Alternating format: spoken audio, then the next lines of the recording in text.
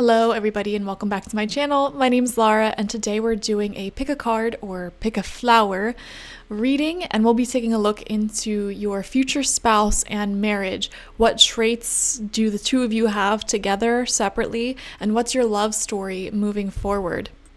So in this reading, we will be looking at you versus your future spouse. What individual traits do the both of you have? We will see some possible traits they may have, and this will dive more so into physical traits, things like that. We will get the story on how you'll come together, what karmic lessons you have to overcome together, and your love story overall using the tarot. What are the traits of the relationship and additional traits of your partner? And then we'll finish off with some advice from the romance angels and Mama Moon, who rules over emotions.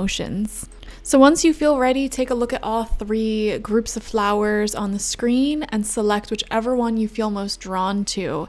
This is an intuitive feeling that you feel in your gut. Maybe your eyes keep drawing you back to those flowers.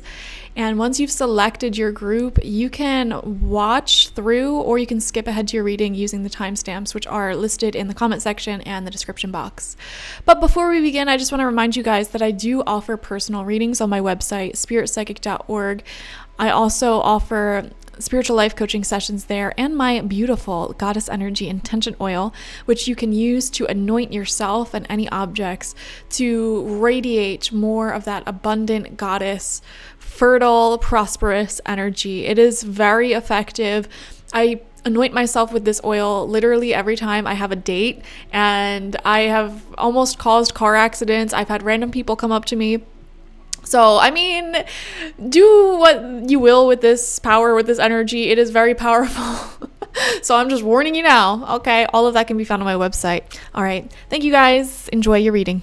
Hello, group number one, and welcome. Let's dive into your future spouse and your love story. So we have two sides of cards here, the left and the right, and one side is going to represent you, one side is going to represent your future spouse, and you're going to have to listen to your intuition when it comes to which side is which. If you feel very strongly like you're on the right hand side, then go with that. If you feel strongly you're on the left hand side, then go with that. If you feel yourself on both sides, that can be a sign that you and your future spouse are very similar and you mirror each other a lot, okay?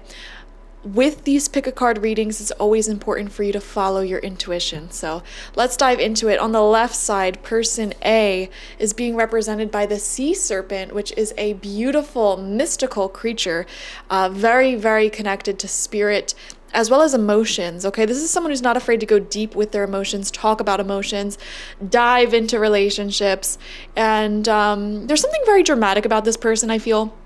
They embrace change a lot. I'm seeing with the Ouroboros here, they're not afraid of letting things go in order to make this relationship a reality. They're not afraid to cut people off, make some endings happen, make some change happen in order to bring about a new reality for themselves. This person has changed so many times throughout their life. Like, they really have so many different stories. One thing I am seeing, this person may have gone through several different careers or several different personalities within their career, their life path. So they may have taken a few years and worked as a scientist, for example, and then started their own business and then became a parent, or, even if that's not the case career-wise, I feel like they've just gone through so many different changes. Even if you look back at old photos of them, you may notice that their fashion, their aesthetic has changed a lot throughout the years, because this person really likes keeping things invigorating and changing and really going with the flow of their creativity. And whatever their creative voice tells them to do, they follow that. Person B is being represented by the octopus spirit. Oh my gosh, how beautiful is that? The octopus spirit, they're both water. That's why it's so beautiful. You both are not afraid of intimacy and emotion. You're not afraid to dive deep into this relationship and have very deep discussions. The octopus spirit also, I want to say, is highly, highly intelligent and connected. Both of these spirits are highly intelligent and connected. And same story. I mean, the octopus spirit is also very adaptive and has probably melded into different forms throughout their life and having many different stories. So you guys actually have a really big similarity here with that. This octopus person, they may really enjoy intellectual pursuits of the mind, and they may always be studying something, even if it's not like through a school, even if it's not like for a career path. They may always be studying something new, like a new language, a new instrument, a new skill, listening to podcasts, learning about what's going on in the world, keeping up to date. Both of these creatures are in the ocean, in the water, one with life. So there is a lot of spirituality shared amongst you and a lot of connectivity to the world around you, which I just think is beautiful. You're both very similar right off the bat and both very intelligent, okay? Person A, the sea serpent, is being represented by the 9 of Earth. Now, I'm going to read these cards from the book for you because let's take our time and really enjoy this reading, okay? So let me just find it here. I had it open but then I put it down. 9 of Earth, though, right off the bat, I can tell you is a very generous and prosperous energy, which is beautiful.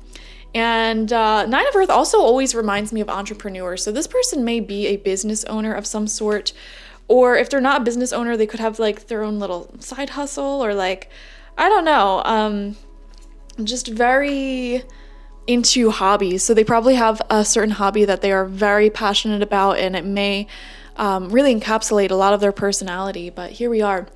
The 9 of Earth represents altruism, charity, and generosity. Have you suddenly found that your life is full of harmony? You are creative and happy at this time. Abundance and true wealth surround you. Material possessions are less important than they once were, yet you want for nothing and have no need or desire for more. Instead, you choose to serve a higher purpose and give to others who have less. So group number, or this side here, group A, person A, sea serpent person, whatever you want to call them, really has some sort of mission in this world. And the fact that they have a spirit, and like a literal spirit animal, a mystical animal coming out, I feel like this is someone who incarnated into this earth to actually help out. There is higher spiritual purpose to why they are here, and whatever they're doing with their life, they are doing it with a higher purpose. So for example, if they are like a traveling nurse, they are a traveling nurse with the purpose of bringing health and healing to everyone, regardless of income, regardless of race, ethnicity, etc. So they put higher purpose on everything they do. Even if they're like a cook or a chef, they're doing that with a higher purpose of carrying on cooking traditions, or, like, it's like they don't just do something to do it. They do it for a much greater reason, which I think is awesome. To help others in need or to support a worthy charitable cause is the act of a generous, caring spirit. But who is worthy? Who is deserving? Do you give without bias or expectation? Do you give equally to all in need? Or is your generosity conditional? What is it that you seek to gain from the act of giving? There are also questions the 9 of Earth asks you to consider. So I feel like person A, in the past, may have been a people pleaser, or they have overgave a lot. And at the time of this reading, or around the time that you meet them, whichever one, is happening first, they are trying to overcome their tendency to overgive. And so they may be establishing some more firm boundaries in the beginning of your relationship with them compared to their old relationships. So I do feel if you're person B, that may strike you as odd because they tell you about their past relationships and they may be toxic, or they may have been ones where they overgave a lot. And then the way that they treat you feels to be very like clear cut, here are my boundaries, take it or leave it, etc. And that's because they're doing a lot of healing work on not overgiving again in connections and trying to be healthy, trying to be balanced, which is a good thing. And I feel like it's because they're working on that they're able to even reach a state of, marriage and much more serious partnerships. It's because they're doing this work. So that's awesome. An act of charity born from compassion can be transforming. To know that you have played a role in helping others can inspire a sense of deep satisfaction and well-being. It can be healing not only for those who are helped, but for those who help. So this person gets a lot of joy from giving, from helping, from being a part of something greater than themselves. However, in some, it can also give rise to a sense of entitlement and self-importance. Okay, so we're seeing some shadow attributes of this person now. It can inspire a belief that acknowledgement and praise should be given. I feel like person A here does have some expectations for this relationship. They may be someone who wants flowers or regular attention, phone calls, good morning texts, which are all fine and normal, as long as they communicate that and as long as person B, the octopus person, is on board with it. I just want to say that is something that I am seeing here. Altruism is the selfless act of giving, to give without expectation of reward, to give simply because you can and choose to and nothing more. The 9 of Earth signifies that it may be time to go through your cupboards and remove all that you no longer need and do not use. Give it to local charitable organizations that work to help those in need within your community. And if you have any skeletons in those cupboards, it may also be wise to deal with them too. So yeah, this person I'm seeing, now this is a random prediction, they may frequently donate things in their house. They may frequently have a rotation of things coming in and out of their house, which I totally resonate with that. Like I'm the same way. Like I am constantly donating things to Goodwill, and then also like buying things and getting things for free. I do get a lot of things for free. But yeah, so this person is really in the flow of give and take, I feel. And when it comes to relationships, it's not necessarily that they have these grand expectations of what person B, the octopus person, should be giving them. However, the second that person A feels that they're starting to give more, care more, or feel more in this connection, I feel like they'll start to pull back a little bit, because that'll make them uncomfortable, and that will remind them of their past where they overgave so much in relationships. So person B should be aware of that trait within person A, the sea serpent. Okay. Person B has the 6 of air, and it did come out in reversed. Okay, so this is actually a blockage, and we're going to read all about it and see why a blockage came out for person B. This may be a blockage that gets in the way of your connection getting off the ground at first. Okay, so let's see. The 6 of air reverse symbolizes a bad habit of making comparisons in a divisive manner that separates and creates an us versus them situation, which is very funny that this card came out, because the example I just used was, person B may look at person A's past relationships and say, oh, well, you gave all this time, energy, attention, love to these toxic people from your past, but now we're starting to date, we're starting to get to know each other, and you're moving slower with me, you have these stern boundaries with me, I'm confused. And so I feel like the octopus person may create these comparisons, not knowing the full truth of all of the emotional healing that the sea serpent person went through. The sea serpent person is actually approaching this relationship in a very healthy way, which may be something new to them compared to their past. However, the octopus person maybe comparing a lot, and maybe a little bit of a jealous person, which is fine. We all have our jealousies, but in the beginning of this relationship, this will be something that they have to overcome. When the 6 of air appears reversed, it is cautioning you to be more embracing of others' differences, and warns not to fall in the trap of judging others because they think or believe in a different way than to you. Another thing I'm seeing here for some of you, if there are cultural differences in this connection, I feel that the octopus person will hesitate diving deeper into this relationship with the sea serpent person, because they may fear that their family will judge the sea serpent person for some reason. Okay, there are some cultural differences I am seeing here for the majority of you. I feel like the octopus person on the right-hand side may be more slow-moving or hesitant to dive into this relationship because they have some inner healing work they need to do. Now, I'm not saying that the sea serpent person is perfect either. They certainly have some healing work to do as well, especially when it comes to, balancing give and take. It's still a work in progress for them.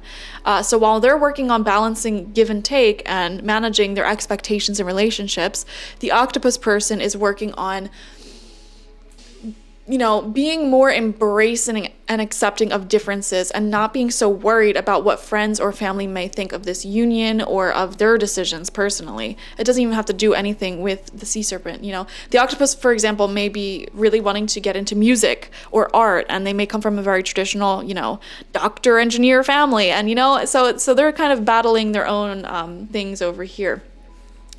It comes to remind you that we are all different, and that the one thing that we all have in common is just that we are all different. Every single person has beliefs totally unique to themselves, shaped by their own experience and knowledge. Don't be too quick to discredit what another has to offer just because their perspective and perception is different to your own. Interesting.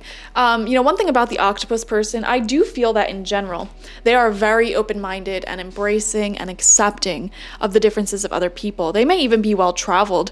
They may be an immigrant. They may be someone who studied abroad before. They may have a lot of experience talking to many different people. In fact, the octopus as a spirit rather, can change the color of their skin. Is it skin? If it's an octopus, is that called skin? It's not like fins. It's not like, whatever. Anyways, they can change themselves a lot. They can fit into many different cultures and places and personalities. The octopus person can really fit in with anyone. They probably have had many different types of friends all throughout their life, been in many different groups of people, and have able to, fit in beautifully in all of those. So they're very adaptable. I think it's just the fear of judgment from their family specifically is what I'm picking up on, or I wouldn't even say close friends. I would just say family. So that's something that they need to overcome. Now, moving on to the archetype, we have the creator. Wow, beautiful archetype for person A, the sea serpent person. Let's read all about it. All right. So, the creator, the first archetype in the trio of existence, is not intimidated by darkness or by lack. They know that from the void, creation inevitably emerges. With meager, minimal, and outlandish materials, the creator reveals a new image. Okay, I want to pause and say, whoever the sea serpent / creator is, whoever person A is in this relationship, they are not normal. And I mean that in the best way possible. They do not fit into the stereotypical mold of society. All right. And so for a lot of you, I actually feel like many of you probably are person A. I mean, you're watching a tarot reading. This is not normal stuff. Okay. This is not mainstream stuff. This person over here is very creative, generous, spiritually connected. And some of their life choices may not have been the traditional path, The sea serpent person, how we all have that path that's beaten into our skulls, you're going to graduate high school, and then you're going to go to college, and then you're going to get your master's degree, and while you're there, you're going to meet your spouse, and then you're going to get married, and then you're going to have 2 perfect children, and then you're going to, stay in your career for 30 years and retire and blah, blah, blah. I feel like the sea serpent person, definitely that is not the route that they are following. That is not the path that they went down, for sure. I see that very strongly.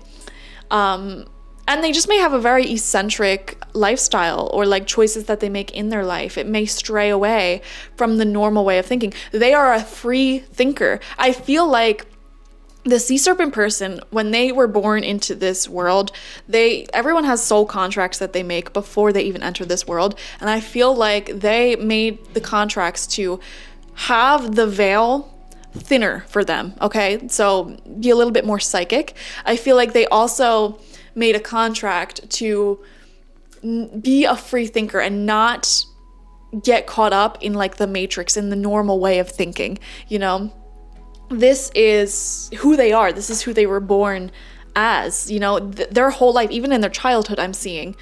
They have always thought for themselves. If something was popular, they questioned it, why is it popular? And it's not that they're against popular things or ways of thinking. It's just that they think about everything from a very even standpoint, they have critical thinking skills, is basically what I'm trying to say. And they don't just do something just to do it. They don't just, follow the mainstream way of living just because it's the mainstream way of living. So they're very unique, for sure. They make the empty room resonate with the healing sounds. They generate bounty from the seed that others tossed away. Through generative, this archetype annihilates preconceived notions of what is possible, leaving unexpected openings in the wake of its destruction. The creator does this by first being absolutely present to what is, not imagining or wishing that things were different, and second, trusting that a greater force than themselves awaits constant collaboration with each human soul. Whether we call it nature, God, goddess, Shakti, or divinity, it remains nameless. It's the creator's lifelong companion. So this person over here is very curious, playful, open, surprising. They're ever changing and totally in the flow of creativity. They have a very special connection to the universe and spirit as well. And they may be someone who practices deeper spirituality, such as meditation, etc. This is why I feel like a lot of you guys are person A here, because you're watching a tarot reading. But let's see. Person B's archetype is the shapeshifter. Okay, I could see that. I could see you're both little shapeshifters, but especially person B here. The shapeshifter has a love of theater, games, and trickery. And that's not a bad thing, guys. Its energy appears as one thing, only to reveal a more complex story below the surface. Okay, I want to pause and say, if you're the person A, when you start dating the octopus person B person, they will not reveal all of themselves immediately. I feel like they're like an onion. They have layers, and you're going to get deeper and deeper and deeper. And so you can't judge person B, from the surface, by their cover. It will take months to unpack, years even, to unpack the depth that this octopus person has within them. They go deep, all right?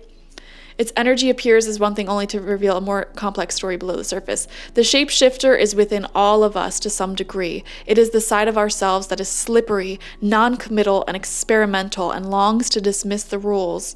We need its energy to adapt to the ever-changing landscape of our existence. Okay, person B, this confirms a lot for me. Person B, I don't want you to get scared by the word non-committal.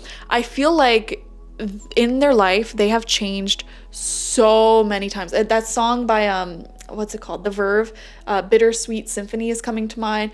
It's a bittersweet, oh wait, no. No change, I can't change, I can't change, I can't change. And I'm a million different people from one day to the next. That lyric stands out to me. So that song may have some significance, but yeah, I feel like this person may have moved around a lot, either as a child or as an adult or throughout life. They may have changed their major a lot in college if they went to college. They may have changed their career a lot. They may have changed their friend group a lot. They have worn many masks all throughout life for sure. And that's what I mean by non-committal. They have, they're constantly evolving, constantly changing, and they can't sit still in the same energy for very long. Now, that does not mean they're going to cheat on you. That does not mean that they need to plow through men or women. No. Okay, in this marriage, it will actually be very exciting, the two of you, because things will always be shifting and changing. You'll always be visiting new places, learning new things together, discovering more about each other. I feel like you're both people who need that constant movement of energy, which makes you so compatible. And that's why you're both being represented as water spirits. You need that constant flow, that movement. Neither of you like when things get stale, routine, boring. So I think you're actually a really good match for each other. And they're very experimental. They're very open-minded. I feel like the sea serpent person is open-minded by nature, just being a creator. So this is a very good match. I like this pairing, okay? We need its energy to adapt to the ever-changing landscape. Okay, when the shapeshifter card appears, it's important to imagine you are looking at life through a kaleidoscope rather than a single focused lens. At any moment, the scene may shift, revealing a more enchanting version than you imagined. Be wary, though, as the allure of the kaleidoscope can leave you exhausted and yearning for solid ground.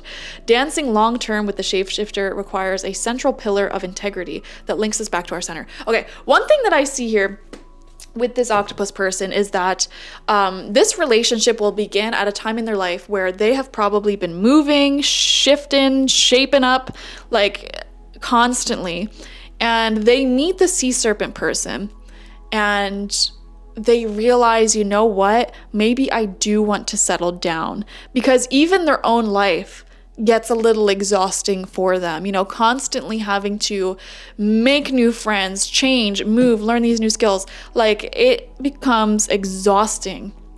And, you know, I think this relationship happens at a beautiful time in both of your lives, where you just start to begin, like, to become ready for something much more serious. Okay, person B here, they are just realizing, like, I want to settle down a bit more, while still enjoying some freedoms and stuff, you know, but like, you know, they may even be a little lonely or just like desiring that stable sense of family and love. And then person A, first off, they love people who change and, you know, aren't going to be stale, stagnant. Like they would love a love that grows and develops over time and experiences new things. And they're coming into this relationship at a point where they finally are realizing their past habits of overgiving in relationships and connections. And so they're starting to become more healthy, more grounded, more stable, and independent in themselves, which is the pillar of stability that is needed for them to be with someone like the octopus person.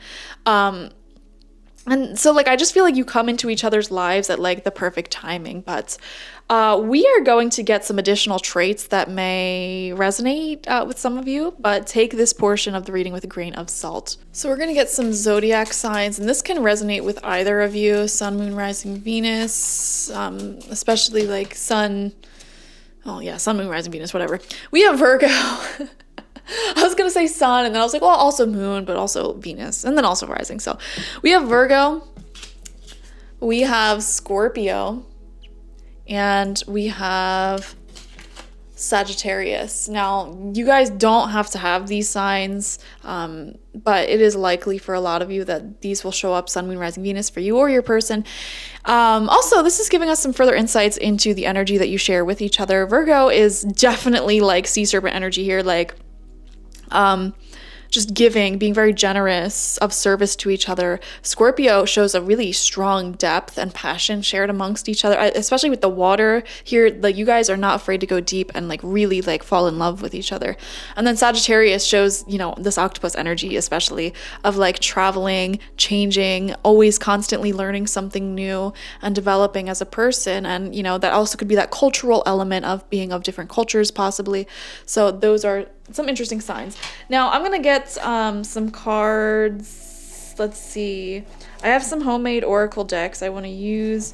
And now, guys, I am like not exaggerating. You take this portion of the reading with a grain of salt. This is gonna get some more specific traits, like physical or like things like that. So let's see. It may not resonate, but if anything stands out to you, then sure. And this could be either of you, your person, you.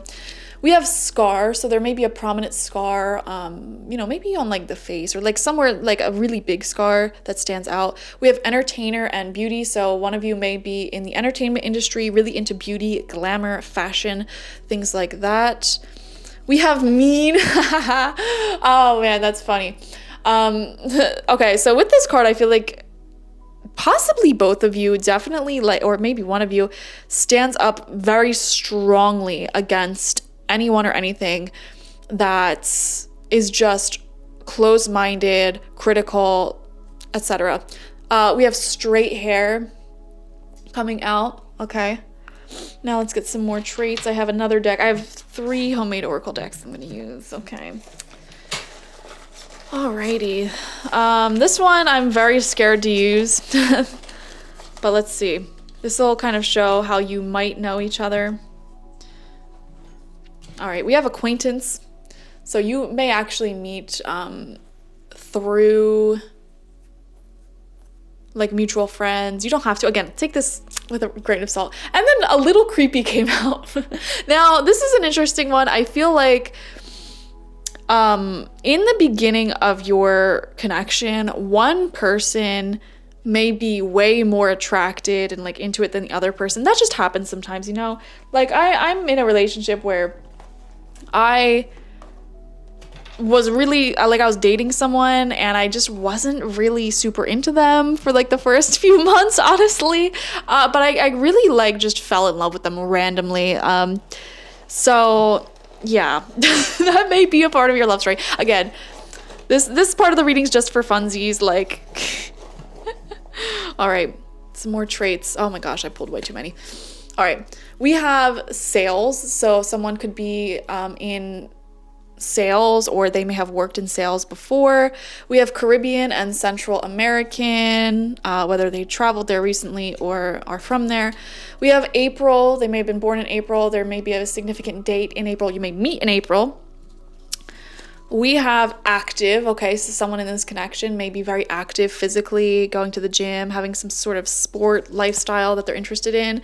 We have the month of May coming out as well. Same deal as April. Could be birthday month, could be significant. We have loyal. Okay, both of you seem to be very loyal, not interested in talking to anyone else once you guys meet each other, you know. We have the initial C. This could be first, middle, last name. This could also be the initial of a place, like a country or a city that one of you are from. We have East Africa, so they could be East African, you could be East African. We have nervous. All right. I feel like when you guys first start dating, someone in this connection is going to be extremely nervous. All right, and give that off strong. And then we have the letter X, which isn't a super common initial, so this could be an initial, or this could just be anywhere in their name, I feel, and that would resonate, okay?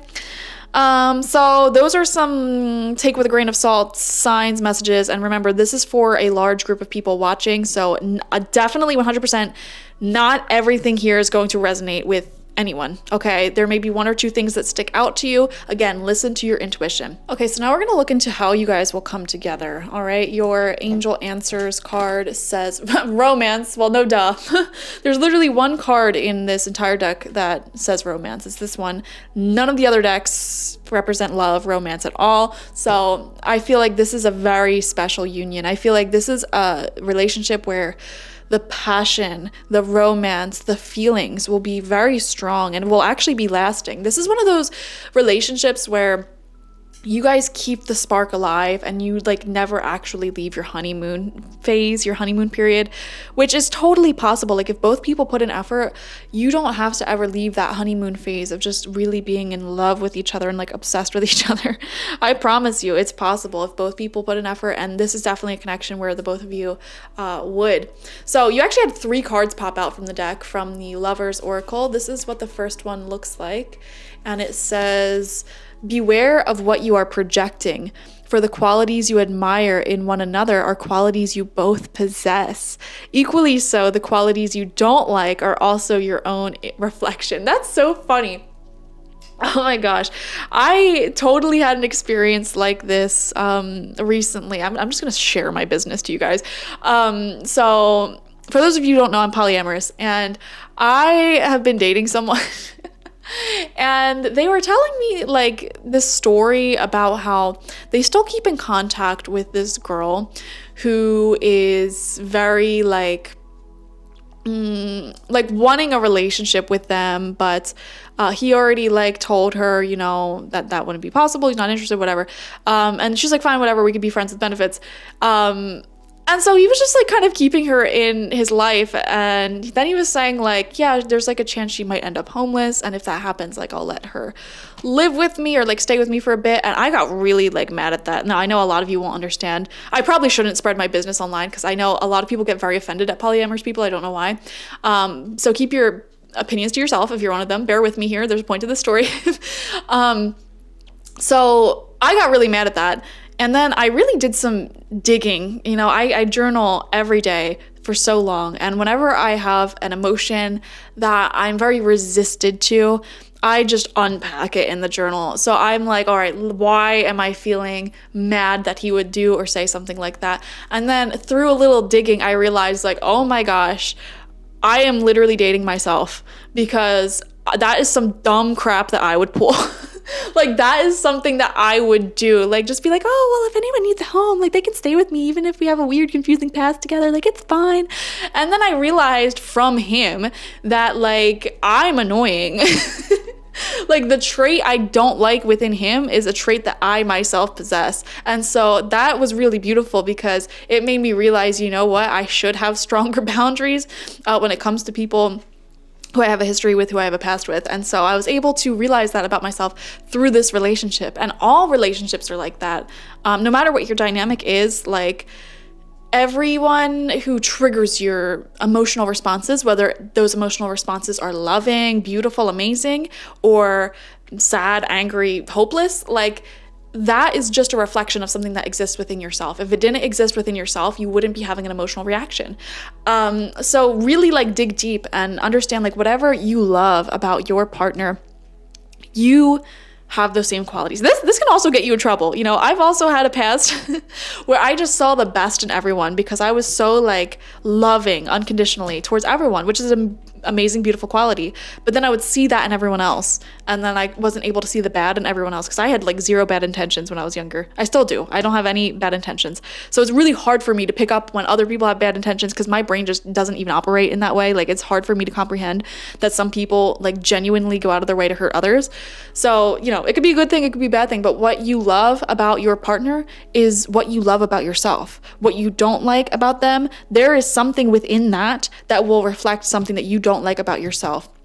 Another example I could give you is, like, you know, whenever you feel like someone is very obnoxious and, like, an attention whore, like, constantly, like, just trying to be the center of attention there, you disliking that person may point to your own inner need to put yourself first more, and put yourself, you know, in the center of attention more, and ask for what you want more. You may not be doing that, which may be why someone like that triggers you, because they're doing everything that you need to be doing. So I don't know, just look at where your triggers are. Yeah. All right. Your next card looks like this, and it says, the past is now behind you. Release it and embrace new possibilities. A new path is now available to you. Follow it with faith. Okay, this is a beautiful message for both of you. First off, I feel like the octopus person needs to let go of the sea serpent person's past, okay? And stop comparing themselves to all of the sea serpents, like past relationships, lovers, etc., because it's just not gonna go well if they keep doing that. And then also with the sea serpent person, they need to learn how to trust the octopus person and open up again, because they've been hurt before.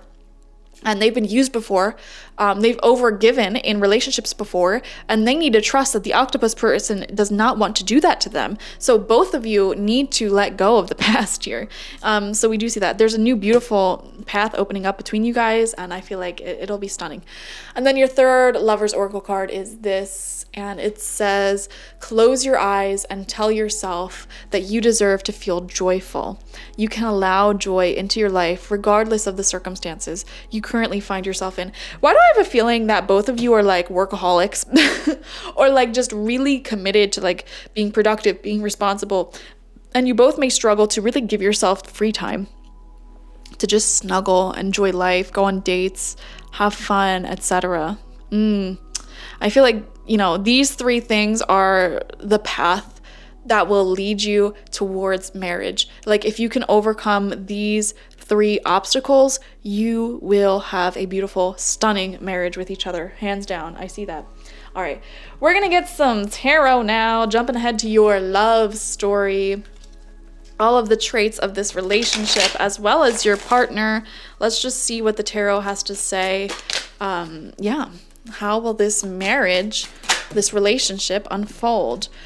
We have the Two of Pentacles. Okay, so around the time you meet or right now, I feel like you're both trying to, like, get your life and your finances together, your career together. It feels like you're trying to, especially the Sea Serpent person with the Nine of Earth coming out, they may be trying to become financially independent. I see this desire within both of you to become financially independent. What does that mean? That means having like enough saved up so that you have like an emergency savings for like the next 3 to 6 months, having debts paid off, having property or like, you know, some assets to your name, etc.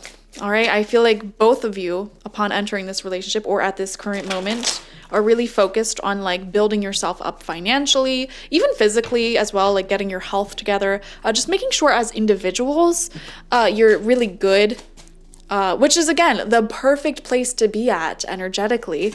Once you enter a soulmate relationship, you have that strong pillar of self-love, taking care of yourself, not needing a partner to take care of you. That's when the healthiest relationships emerge almost immediately upon that path. That's what I've noticed from my observations.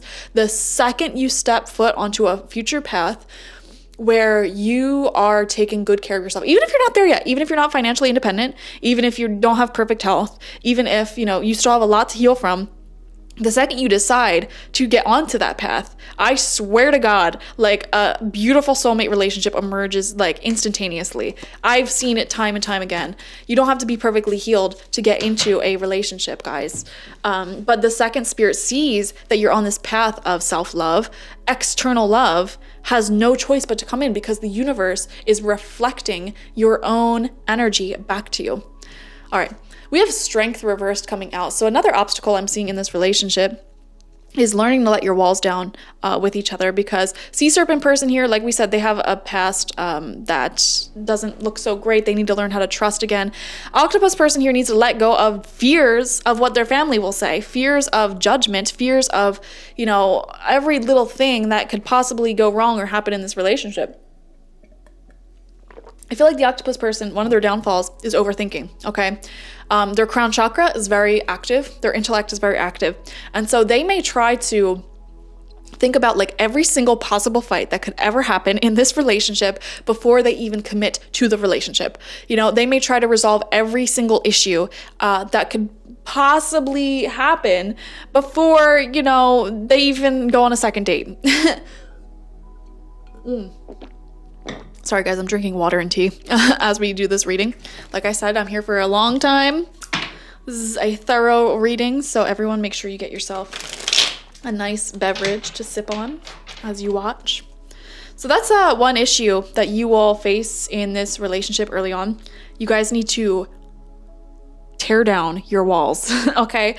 And get more comfortable with each other. Get more comfortable in your emotional expression. I feel like it's going to be like a floodgate opening, okay? The second you guys start saying like, I love you, and showing more affection and letting your more weird side come through, I feel like this river is just going to burst open, because you're both very romantic people, low key, but I feel like in the beginning of this relationship, you may not show each other those sides of yourself. You may reserve that energy for when you fully feel comfortable and know that like someone's here long term. So like you guys are only getting like the tip of the iceberg with each other, and I think it's so funny.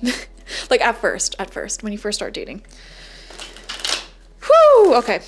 It's funny because you guys are so similar. Like I feel like there may actually be a lot of mirroring in this connection when you guys are dating. All right. We have the Four of Swords.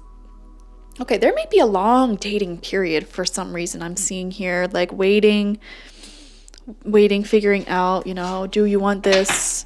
Whatever long means to you. So normally for me, I give someone like 3 months. They have like a 3-month trial to like date me as me being like a single person, right? Or, you know, polyamorous and open to dating. And they have 3 months, and within 3 months, like by the end of that 3 months, I know for sure if I want a relationship with you or not. Okay, so that period may be extended for some of you. That's what I'm seeing. Okay, for whatever reason. I think it's because you guys won't let your walls down.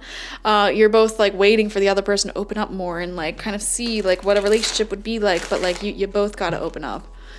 All right, let's move on.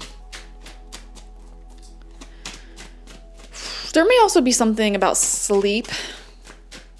Someone in this connection may not be getting enough sleep. and the other person may be getting like a lot of rest, meditation. Probably, if I had to guess, I'd imagine the octopus person does not sleep that much, and the sea serpent person loves themselves some sleep and meditation and taking care of themselves.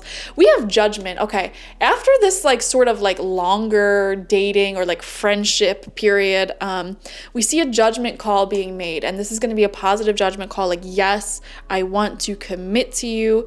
I want to like be your forever person. Okay. Like I'm taking a leap of faith here, and I want you, which is so beautiful. Like, this is a yes answer. You know, sometimes good things are worth waiting for. Now, I don't know where this is coming from though, because this is not advice from my mouth, guys. This is coming from spirit. I am totally against waiting and wasting people's times in relationships, y'all. Like, oh my gosh. If you have like a boyfriend or girlfriend of like 10 years, like, ew, why? Like, why are you even watching this reading? Like, are we gonna get married? The answer is probably not at that point, in my opinion. Like, because you should have already, like, or you could have already. Now, I'm not against people who don't get married, but like, this is the reading we're doing, like your future spouse here. So, all right, moving on. We have the King of Swords in reversed. All right. Another thing I'm seeing here, it's so funny. It's like your ego selves and then who you really are. And these walls are going to be your biggest barrier, like, to get through, because I feel like it feels like both of you, I can't pinpoint who this is. It feels like both of you are very, like, intellectual, observant, calculating, and like you'd both be amazing at chess, for example.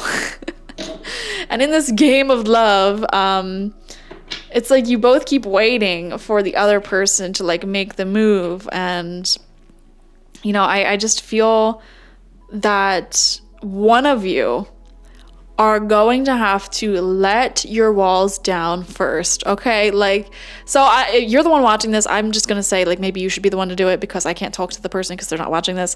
Let your wall, tell this man, tell this woman, tell this person you love them, you know? Say yes. Tell them you care. Tell them, shower them in the affections. Especially if you're the octopus person watching this, like, the sea serpent person low-key expects, like, flowers and, like, all that cute, corny stuff, so. All right, moving on. I just want to say that men deserve flowers, too. Let's put that out there. We have the 8 of Cups in reverse. Wow, look at that. Yeah. And this goes back to one of these cards that was talking about letting go of the past.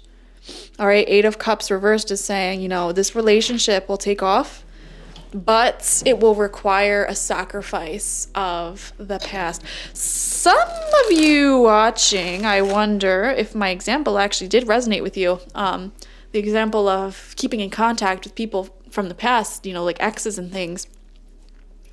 8 of Cups reversed, and even if you're like not keeping in contact with people from your past, I wonder if you're carrying fears from your past. There's something about the past here, though, that needs to be let go of. Fears of getting hurt again, fears of abandonment again, even like keeping in contact with people from your past. I feel like that will get in the way. I feel like that behavior will make the other person feel very cold towards you, or like less feeling towards you. Now, this may be something you're both doing to each other. You may be mirroring this, but that's another, that's just elaborating further on the challenge that you guys need to overcome in order to head towards this marriage. So, guys, the advice I'm giving in this reading, you can even start following this when you're single. You know, start, like, cleaning up your past, like journaling about the past, unpacking it, like releasing that baggage to make room for this new lover, this new relationship in your life. I just feel like you can make this process so much smoother the sooner that you do this, okay? Very interesting. But, like, again, Spirit will see that you're on the journey of letting go of the past and doing right by yourself, and you know, love will unfold then. You don't have to have the perfect life before this love takes place. And I just saw 333 on the clock. That's an amen from the universe. So it is from the universe. All right. You know, I was only going to do a few cards, but I just feel like I want to get more cards for you guys. 9 of Swords. Oh my gosh. Yeah, both of you, whether you realize it or not, in the beginning days of this romance, you're both up at night feeling anxious, overthinking about each other. You know, I don't know if you guys are like me. I get relationship anxiety. If you're the sea serpent person, I feel like you understand. Well, actually, no, even both of you. All right, both of you. You know, you have a lot of feelings towards each other. You are overthinking this. You are just like in your head, and it's like, guys, just tell each other you love each other. Let the walls down. Let this in. Choose love, not fear. If I had to like summarize how this relationship will unfold like into one phrase, it would be that phrase: choose love, not fear. Because you both have fears. Sea serpent person is so afraid of overgiving, wasting their time again. And then octopus person is so afraid of like being judged, ridiculed, not accepted. Oh my gosh, get over it, both of you. Okay. All right, we're just gonna get a few more cards then. We have the, 5 of Cups reverse. Spirit's like, I told you so. Like the second you let go of that past, all that stuff, like this relationship is here. If any of you are keeping in touch with your ex, old lovers, and wondering like, is this them? Is this my ex? The answer is a big fat no. A huge no. This is not your ex. This is not anyone you have a long history with that things already didn't work out with. Like, no. In fact, Spirit's saying you ain't gonna meet this person until you're on the journey of letting that person go, letting that ex go, letting that past go, healing from that past. We ain't even gonna bring this special soulmate in if we see you still got baggage you're crying over. Your spirit guides are funny. They're like tough love, but like funny. I love it. All right, let's get like 3 more cards. What's your love story? Okay, we have the Fool reverse. Oh my gosh, there's so much hesitation, and this is coming out right near this 4 of Swords. Hesitation.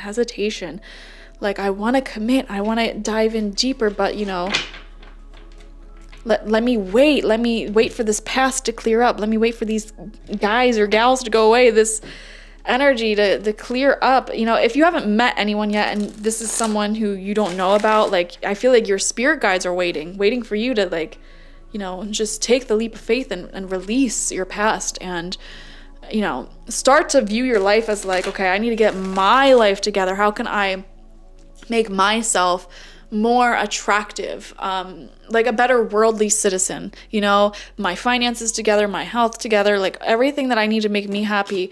Let me embark on the journey of doing that. And then it's like the second you do that, you'll meet this person, I swear. The second you do that, you'll meet this person, like literally within the month, the same month that you do that, same few weeks, maybe even a few days around your change. The Hanged Man, yes, this is waiting again. Patience. There's a lot of patience here.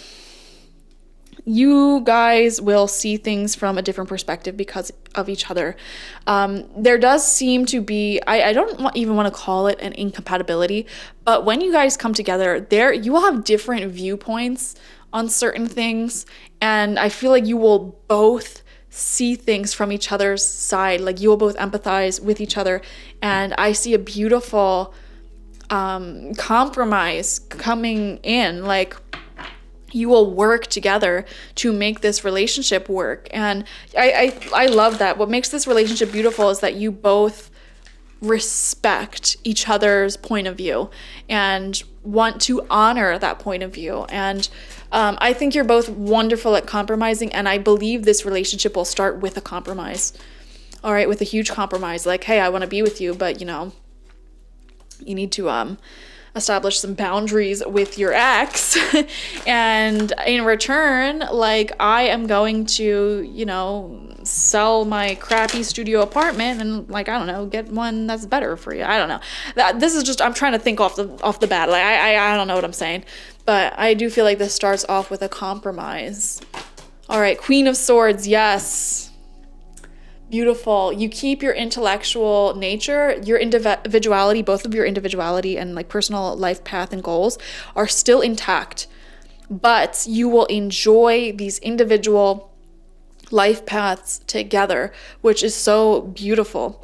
And I feel like with King and Queen of Swords, like, you guys could talk for hours and hours and hours, you know, like the honeymoon phase could potentially never end with you guys because the conversation just never stops. You're always both doing new things individually and together, having new experiences, learning new things. There's never going to be like a moment in this relationship where there is literally nothing to talk about because you guys just flow. Both of you move at similar paces. And I feel like that is what makes you so compatible. So we are going to finish off with some advice from Mama Moon and the romance angels now. Okay, so from Mama Moon, we have the full moon in Sagittarius look at the bigger picture.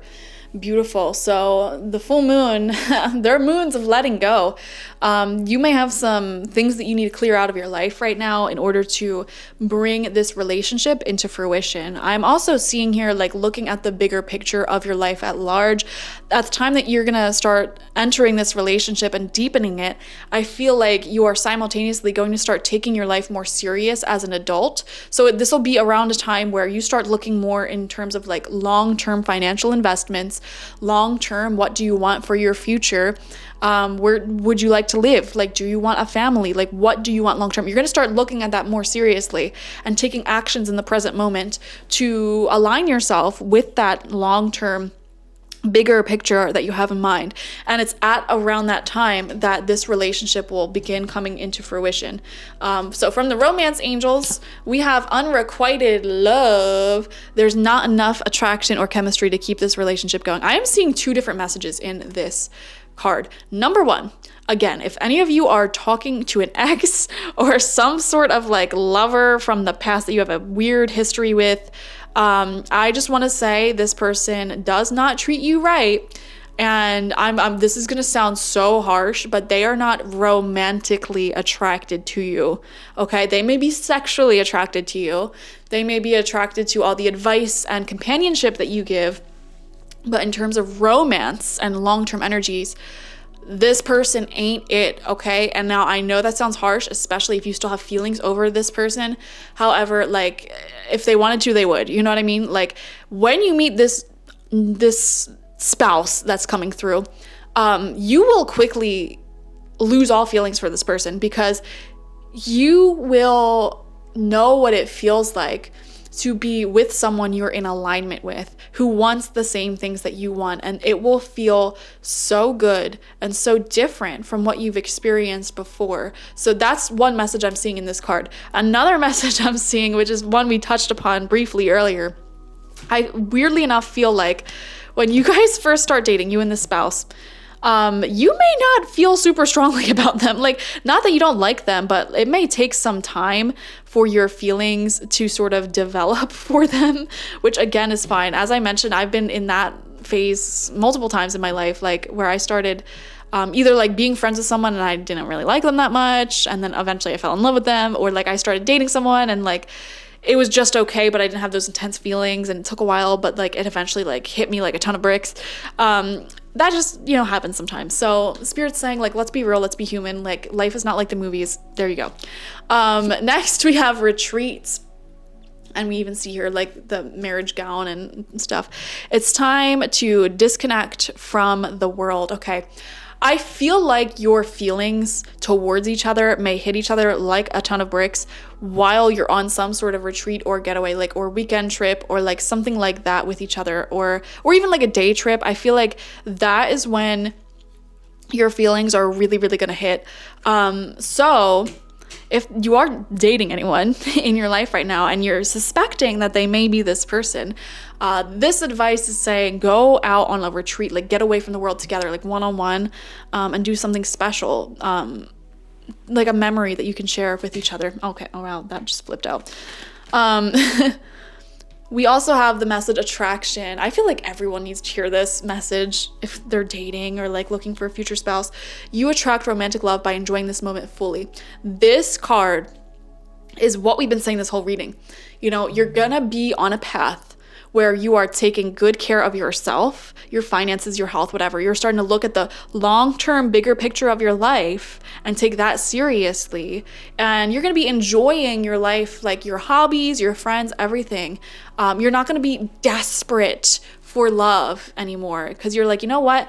I have to clean up my own life. You know, in the past, you may have been like someone who hopped relationship to relationship.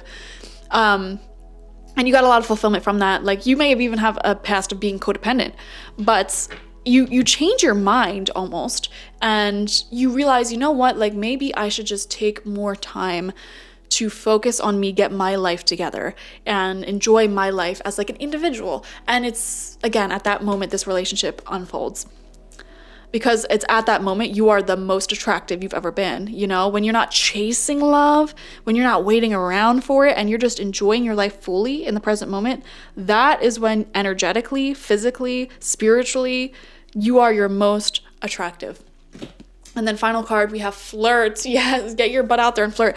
Extend your lighthearted energy to others. Yeah, this is letting your walls down, which we saw. Like, flirt with this person. Tell them you love them, you know? Tell them your feelings. Let them know. Be playful. Show them your affections. You guys are stone cold towards each other almost, like, because you've both been hurt before, or you're both worried. You're both living in fear. But, you know, again, choose love, not fear. That is what will bring you guys together. When you flirt, when you say, you know what, you know, we may have our challenges, but we are going to get through this, because like I have never been more attracted to someone and I want this. Okay, so flirt, let your feelings be known, and this relationship will unfold. All right, and if you're single as a Pringle right now, guys, literally start dating. Like, I don't know what to tell you. I don't understand why people come to me for readings and they're like, oh my gosh, when am I gonna meet the love of my life? And I'm like, oh, well, are you dating? No. Are you on dating apps? No. Do you go out? No. It's like, all right, what do you expect? What did you expect from the actions, or lack thereof rather, that you are taking? Like, all right. So if you're single as a Pringle, this is saying get your butt out there and date. All right. Thank you guys for joining me. Like this video, comment how it resonated down below. I love hearing your stories, you know. And subscribe to the channel if you've not already. If you have any requests also for future pick a card readings you want me to do, leave that in the comment section as well.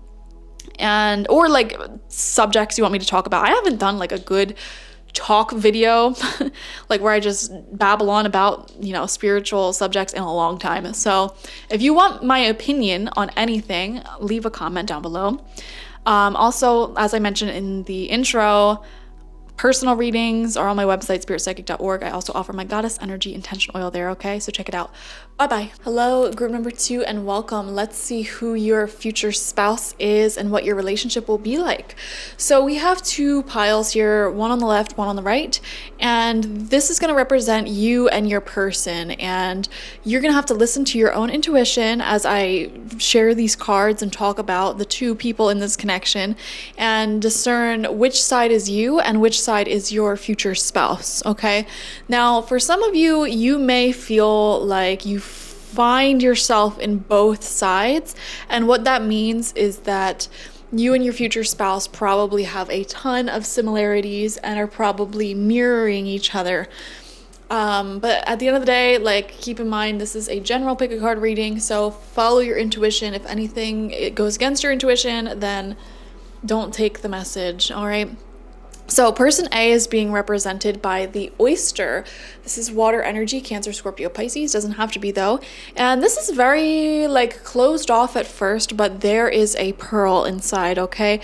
So this is someone who does have their guard up in the beginning of relationships. You know, they don't let people in easily, which is a good thing, by the way. You know, if you start dating someone who just automatically tells you their whole life story and, you know, moves very quickly with you, you know, the chances of them doing that with someone else is also pretty high. But if someone takes their time and they have really healthy boundaries and they only open up and give their love to a select few people, I think that's a green flag, okay? So that is really good. Person B is being represented by the buffalo, and this is earth energy, Taurus, Virgo, Capricorn, Sun, Moon, Rising, Venus. They can have those signs, they don't have to. And the buffalo spirit is very mature and spiritually connected. I'm also noticing this lightning bolt here. The spirit of lightning may be within this person as well. So this is giving me like, you make a decision and you go for it. Very ambitious energy, family oriented, driven, and going after their goals very strongly. I feel like whoever the buffalo person is in this relationship, they're really interested in this oyster person over here, because we see they're headed in their direction. And I do feel a sense of patience that the buffalo person has towards this oyster person. And it's like, once this oyster person does open up and, let their walls down and commit to this relationship, this is going to be so beautiful, because this oyster person, they are so unconditionally loving, and they would do anything for the people they love.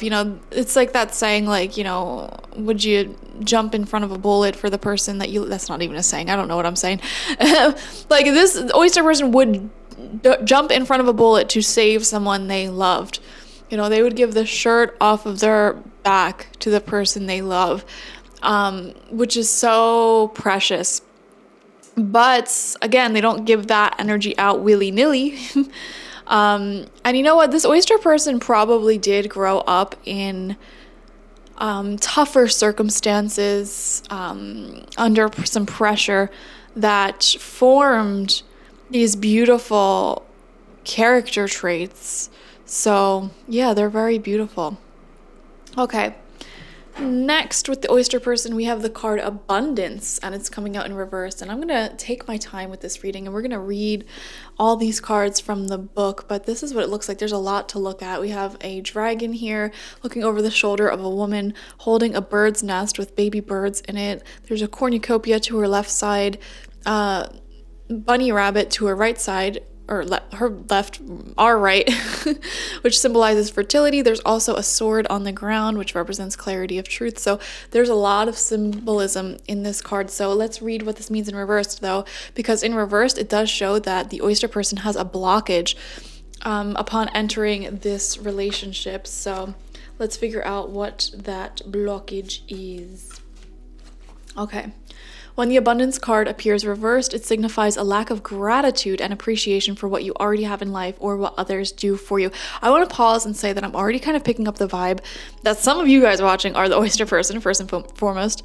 And this is giving the vibe that, like, this oyster person has a natural tendency to be a little bit negative or go through these depressive cycles. And upon this relationship starting, they're trying to shorten the length of these depressive cycles and sort of like get their emotions under control, but they're going to have to learn how to practice gratitude more. I think a really good practice for the oyster person is to literally write a gratitude list every single day and like practice being positive, practice looking on the positive side of life. To turn this around, practice being grateful. Exactly. Gratitude is one of the keystones of abundance. So look around at your life and see and appreciate what you already have and be grateful for it. If you are unable to do this, then how will having more make a difference in your life? If you can only see what you do not have now, this same lack and emptiness that nothing fulfills will only manifest again in the future. Keep in mind that you cannot change a lack mindset by buying more possessions. Material possessions will not give you the feeling of lasting happiness that comes from within. The happiness you feel is impermanent. It will fade. Oh, this is really good advice, actually, for anyone watching, I feel.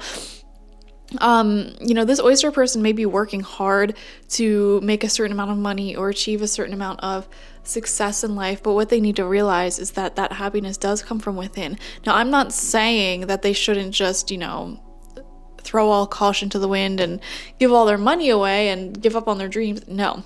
However, they could, do very good in realizing that they need to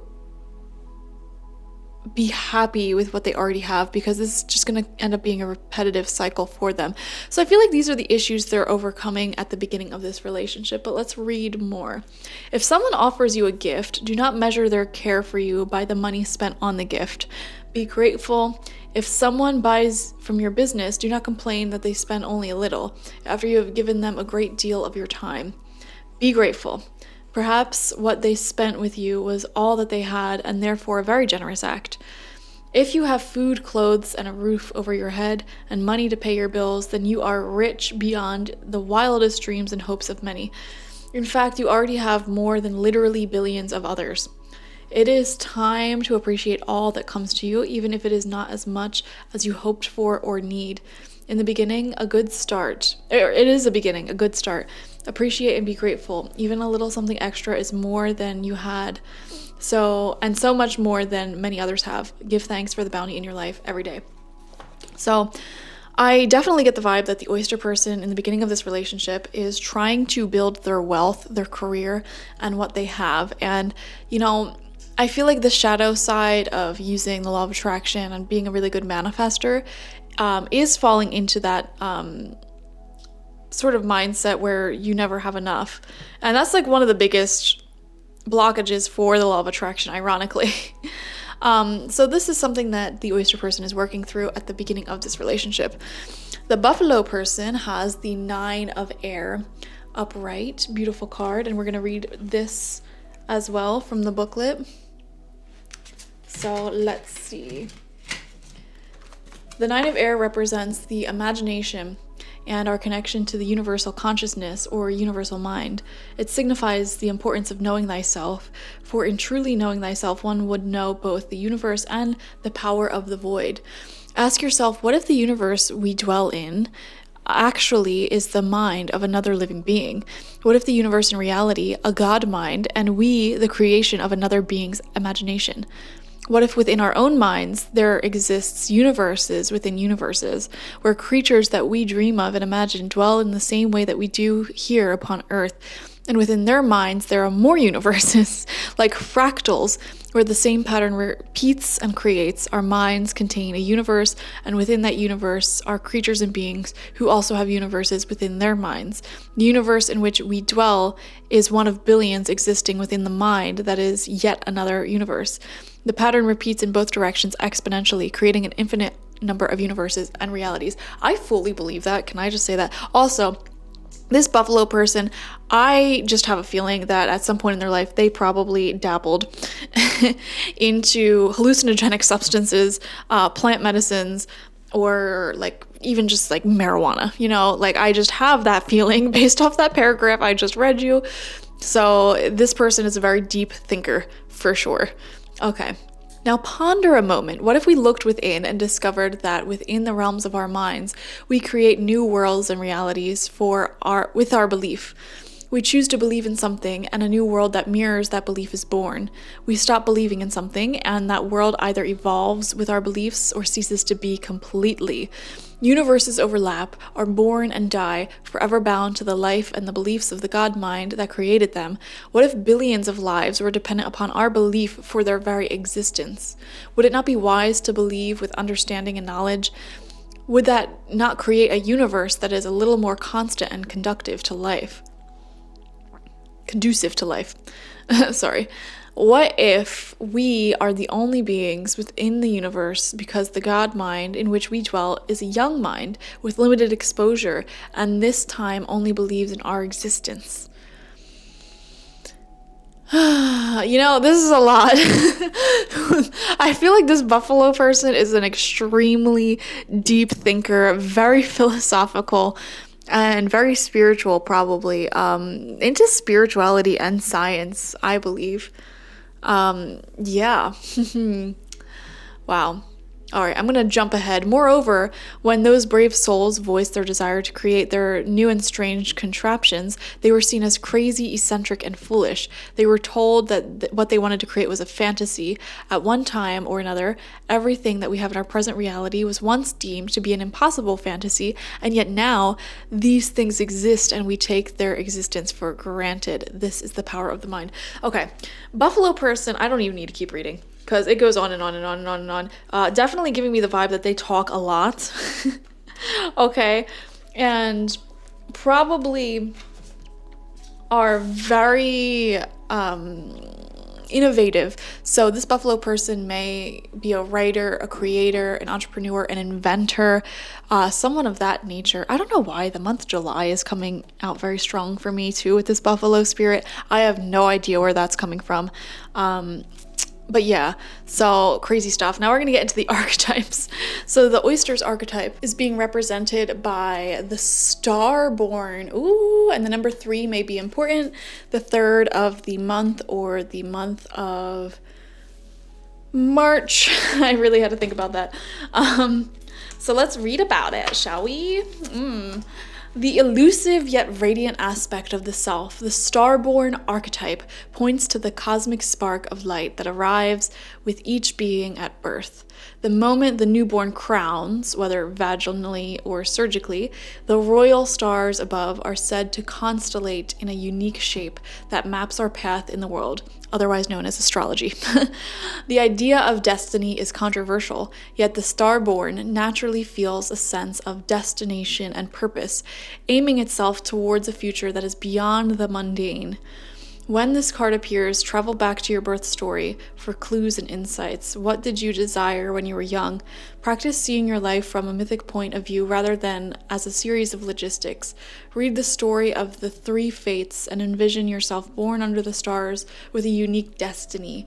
So this person is very vibrant and trusting of the universe. And there's something about them that is just like destined for greatness, I feel, which is really interesting because they themselves feel very like closed off, but there's that pearl in there. So I this is going to sound a little crazy, but I really do think that this oyster person is either going to be rich or famous in this lifetime, for sure, or like very important to the world in some way. Even if they're not famous, like, this could be like an innovator, a scientist, a doctor, or something that changes the outlook of the world, changes the future. Okay, there's something very significant about this oyster star-born person here. I feel if this person is currently under the age of 28, like, I don't know how old you guys are. You're all different ages. Well, actually, no, not even under the age of 28. This person's next Saturn return is going to be very significant for them. Like, very, very significant to them. And they're going to be very successful financially, or in their career, or some area of life when that Saturn return happens for them. Now, I just feel like the energy they give off is so elusive. It's like hard to put my finger on it. They have some sort of like natural skill or ability that they are going to capitalize off of in this lifetime. And at times, like, I feel like for a lot of their childhood and their teenage years, they had this feeling within them that they came here to do something like a lot greater than themselves, and they were going to be an important person in history. Like, they just had that feeling. But then, over time they may have had some traumas, or like, hits to the self-esteem. And I feel like at the time that you two meet each other, whoever this oyster person is, they're starting to wake back up to their potential, see the abundance in life, try to practice more gratitude, and live their purpose. Okay, so they're having a lot of ambition around the time that these two meet. Okay, now the buffalo person is being represented by the cave. So let's read about this. And the number 32 is coming out. That may be significant in some way. All right. Those who are fortunate enough to find and enter the cave are forever changed. It is a place of potent power, acting both as a portal to another realm and a space for sacred ritual and initiation. The cave is a place to return to for meaningful retreat where one can see the true self in the darkness. In esoteric teachings, the cave is known to reside in the center of the heart. Within its walls, the whispers of compassion and self-understanding can be heard. Yet because of its mystery and power, many of us fear the cave and never try to find it. We busy ourselves in the bright lights of the city while the cavernous and dimly lit chamber calls out to us in the night. Where is your cave? You already know. Return to it and tend the fire. Okay, Buffalo person here. I'm getting a lot of different visions for who this person is because you obviously all have like different husbands and wives. I am seeing someone very connected to nature for some of you. Like this person knows how to disconnect from like technology and everything. They could have a hobby that is outside, like rock climbing, I'm seeing, hiking, sailing, something like that. Like they know how to disconnect.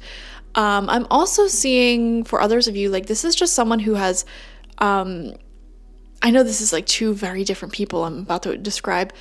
For others of you, this is someone who is on the shamanic path and they had access to a sort of shamanic initiation where they were able to experience that infinity that we talked about earlier with like all of their senses, okay? And I know that sounds crazy, but it is crazy for them. They had a very deeply spiritual experience. They may have had a near-death experience at some point, or some very trippy drug-induced experience at one point, or even just like an extreme meditation or something here. But this person has access to this cave very easily, the spirit of the cave very easily, which is like retreating within oneself and finding oneself and not getting so lost and caught up in the world. Okay, I'm also seeing for some of you, this person, the Buffalo person's dream or current reality may be living away from a city. Okay, so living either like on a farm or in the woods or near nature, like that may be their dream. I am seeing that as well. So yeah, very interesting people you two are. We are going to move on now and we're going to pick some traits that both of you may have. Now, this portion of the reading, I really need you to take with a grain of salt. You are 100% not going to resonate with 100% of all of these cards that come out. So if you see something that resonates, take it. If none of this resonates, that's fine too. Again, take it with a grain of salt. But here's some zodiac signs that may be shared by the both of you, or you may both have. We have Virgo. There's that earth energy, and this could be Sun, Moon, Rising, Venus. We have Scorpio, Sun, Moon, Rising, Venus. And we have Pisces, Sun, Moon, Rising, and Venus. And isn't that funny because we had Earth over here, water over here, and then there's two water signs and an Earth sign. So very emotional, grounded, nature-oriented, spiritual, and creative type of couple you guys are. All right, moving on, we're going to get some traits for you guys. And again, not all of this is going to resonate.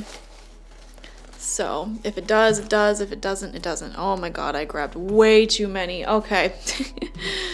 All right. Well, we're going to be here for 10 minutes. All right. We have the initial Z, and this could be first, middle, last name. It could be in their, I would say anywhere in their name, honestly, because, or your name, because it's an uncommon letter.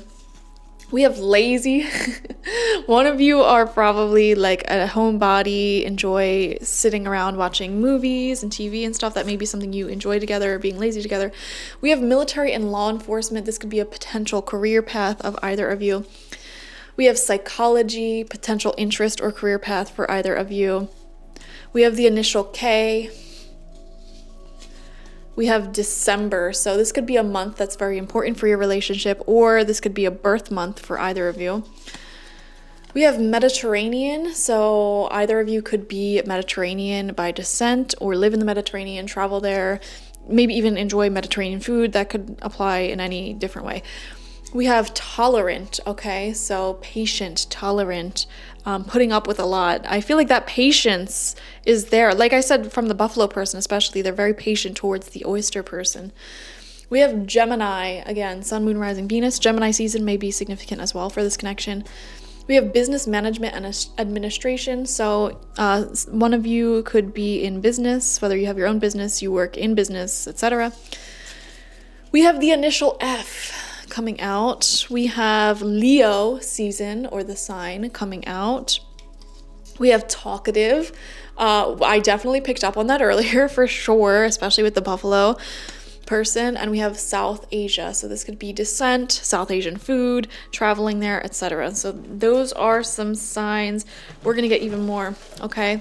And really, with this next homemade deck I'm pulling out, really take it with a grain of salt, okay? This may not be, how things come out in real life. Okay, we have friend, whether mutual or close. So you guys may start your relationship off as friends, or you may meet through friends. So that's very interesting. And then we have crush. Okay, yeah. You guys, for some of you, you could be friends or like mutual friends who crush on each other, and that's how you guys meet and begin this relationship. So that is very interesting. All right, final homemade oracle deck, and then we'll move on to the tarot. Let's see some traits. Okay. Oh my gosh, again, I got too many. All right. We have wavy or curly hair. One of you might have, both of you might have. We have the same age as you. And guys, remember, there's a lot of you watching. So dark skin, regardless of ethnicity. So not all of these are going to apply. Yeah, see, we have older than you as well. We have straight hair. We have loud, talkative. We have scar. So there may be a significant scar that someone has.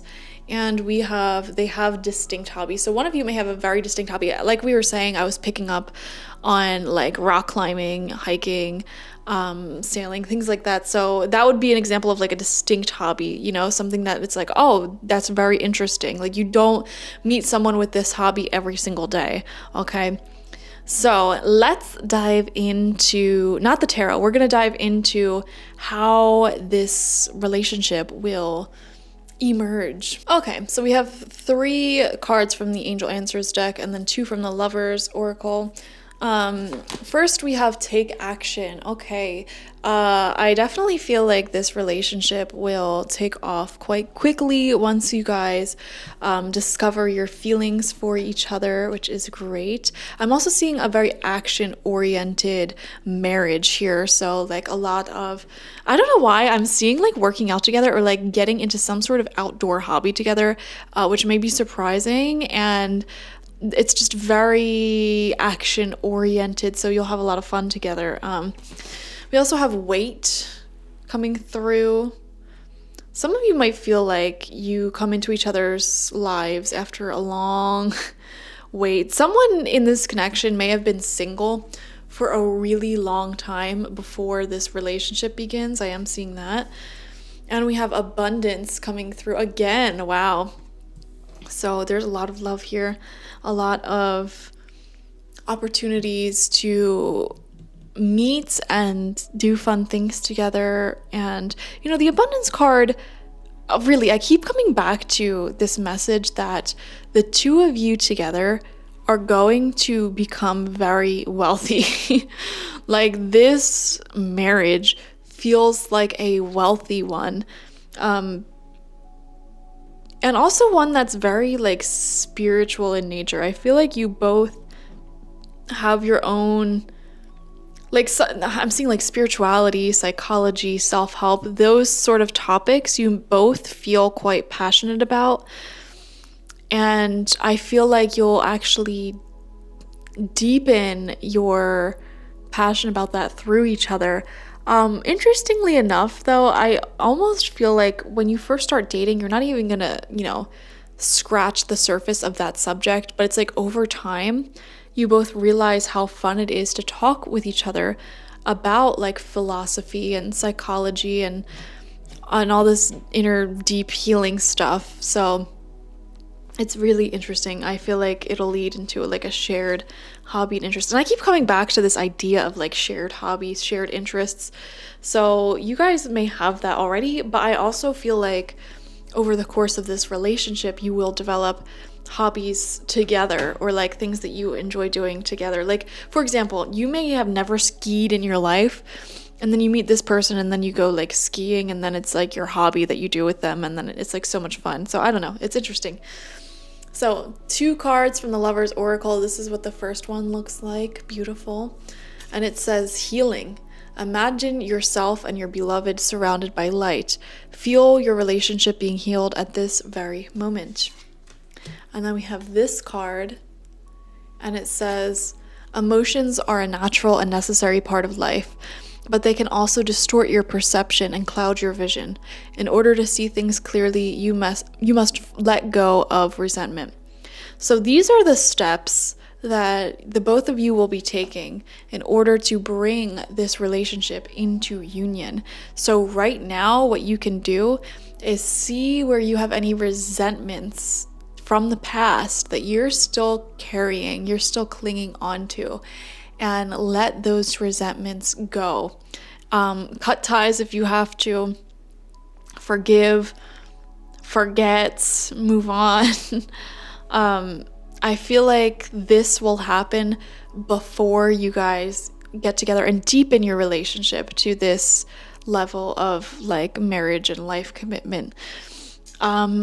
So yeah, I mean, there's a lot of healing taking place, emotional healing that comes up between you two, which is amazing. You know what? I'm getting like this shy energy from the oyster, and like their energy just is so elusive to me. They have very strong protection, and I wouldn't be surprised if whoever this oyster person is, they do energy work where they kind of shield themselves and create like a force field, because this is like really hard energy for me to read into. Super hard. Even in the Starborn card, we see this egg here that's cracking. So I feel like the buffalo person, it's going to take them a long time to sort of like crack open into the heart and mind of the oyster person, but they're going to be very persistent and patient. They're going to keep taking action, which is very interesting. I definitely feel like the buffalo person is the more masculine pursuer in this relationship, and they're not going to give up. In time, the oyster person will let their guard down and let the buffalo person in, which is really cool. One thing I'm seeing here, another dynamic I'm seeing, is that the oyster person may feel at the beginning of this relationship that they don't have enough in order to really just dive into this relationship. Like they may lack finances, they may lack, transportation, they may lack something. And, they're like, well, what can I offer? Which also may be a reason why they move a little bit slower here. But it's weird. I see this happening. It's like as this relationship progresses, I feel like the oyster person, I just can't shake this feeling. I feel like the oyster person's financial situation and work situation is going to skyrocket and take off a few months into this relationship beginning. This is just what I feel intuitively. So yeah, and I feel like the buffalo person is taking on this role as a huge supporter in the oyster person, and the buffalo person sees the vision that the oyster person has and sees all of the potential that exists within them and feels that energy, like this oyster person's supposed to be successful or has so much potential to be like famous or like really, really successful in life, and they want to uplift and like do everything in their power to, make that happen for the oyster. But wow, this is crazy reading. Okay, we're gonna get some tarot now, and I'm just gonna pull whatever card wants to come out, no questions. This can give us further insights into your spouse or into your love story and your relationship with them. So what's the dealio? Okay, we had 2 cards. I feel like this was the first one. Okay, Queen of Wands and 10 of Swords. Wow, okay. Yeah, Queen of Wands is the entrepreneur, the goal-getter, the ambitious one who has a vision for life and future and is really good at manifesting that vision. There's a warmth here. They are well-traveled. They have spoken to many people, very talkative, charismatic, charming. I feel like both people have their own charm, in some way, shape, or form. I don't know why the Buffalo person seems slightly more extroverted or like out there, but both people have their charm and use it in like different ways. I feel like the oyster person's charm, like there's just something almost like sacred about them. And they have like the most stunning personality. And then with the Buffalo person, they're very like traditionally like charismatic, charming, and all that. We have the Ten of Swords coming out as well. This is some sort of ending actually happening very early on in the relationship. So to me, I feel like there's like a false start here. You guys may start dating and then decide to stop dating and then get back into it. Or like you may start dating and then like something comes up and then someone has to move for like 3 months or something. It's something weird like that. Or like maybe you misunderstand each other and then you like separate but you keep in contact and you're just friends and then you get back together. Like it feels like a false start to this relationship may occur or has occurred. And we saw earlier, a lot of you guys, you know, start out as friends or mutual friends with a crush on each other. So I wonder if some of you, it's like you're friends and then you like sleep with each other and then you're like, oh my gosh, why did we do that? And then you go back to being friends, but then you're like, all right, let's just date. Like, I feel like the direction of this connection is a little bit all over the place at first as you're trying to like figure each other out. So what else? Okay, we have the Page of Cups. So yeah, definitely someone's gonna sloppily like share their feelings and their intentions here, like, oh well, you know, what if we are something serious, what if we like did date or whatever. To me it feels like, you know, when this connection starts off, there may not be any intentions or it's not like serious intentions. So again, like you may be friends and then you just have these feelings and then you explore them, but like you don't know what each other's intentions are right off the bat. And then someone comes forward and shares those intentions and it's like a little like they're very shy about it, or like I don't know, but it's there's someone offering a deeper emotional thing. So it doesn't feel like a relationship where like you meet on like a dating app or like you meet at a dating event and it's like very clear you're here to like date seriously. It kind of feels like circumstances have led the both of you together and then you're like, oh wait, what do you even want? Like this is what I want. So I don't know. And if you did meet like on a dating app or somewhere intentional like that, you may not have actually shared your intentions super early on. Like it was very unclear is what it feels like. But then it gets clear. We have the Queen of Cups in reversed. And this is someone who has a lot of strong boundaries, okay? And again, like not letting anyone in their heart willy-nilly. So I feel like the oyster person in this connection does come off as, you know, it's very hard to get a read on them from the Buffalo's perspective in the early days of romance and dating. And the Buffalo person, I feel like, may actually misinterpret the intentions of the oyster person or frequently assume that the oyster person does not like them as much as they actually do, which is interesting. There's also a lot of like emotional healing taking place here. And old wounds and insecurities coming up. Someone in this connection may have relationship anxiety, anxieties that come up during the early days of dating and figuring things out. So very healing connection. We have the Hierophant. This is literally the card of marriage. So yeah, I feel like the timing of this marriage is actually going to be not super long, okay? Maybe a few months, maybe like a year or two. Not super long though.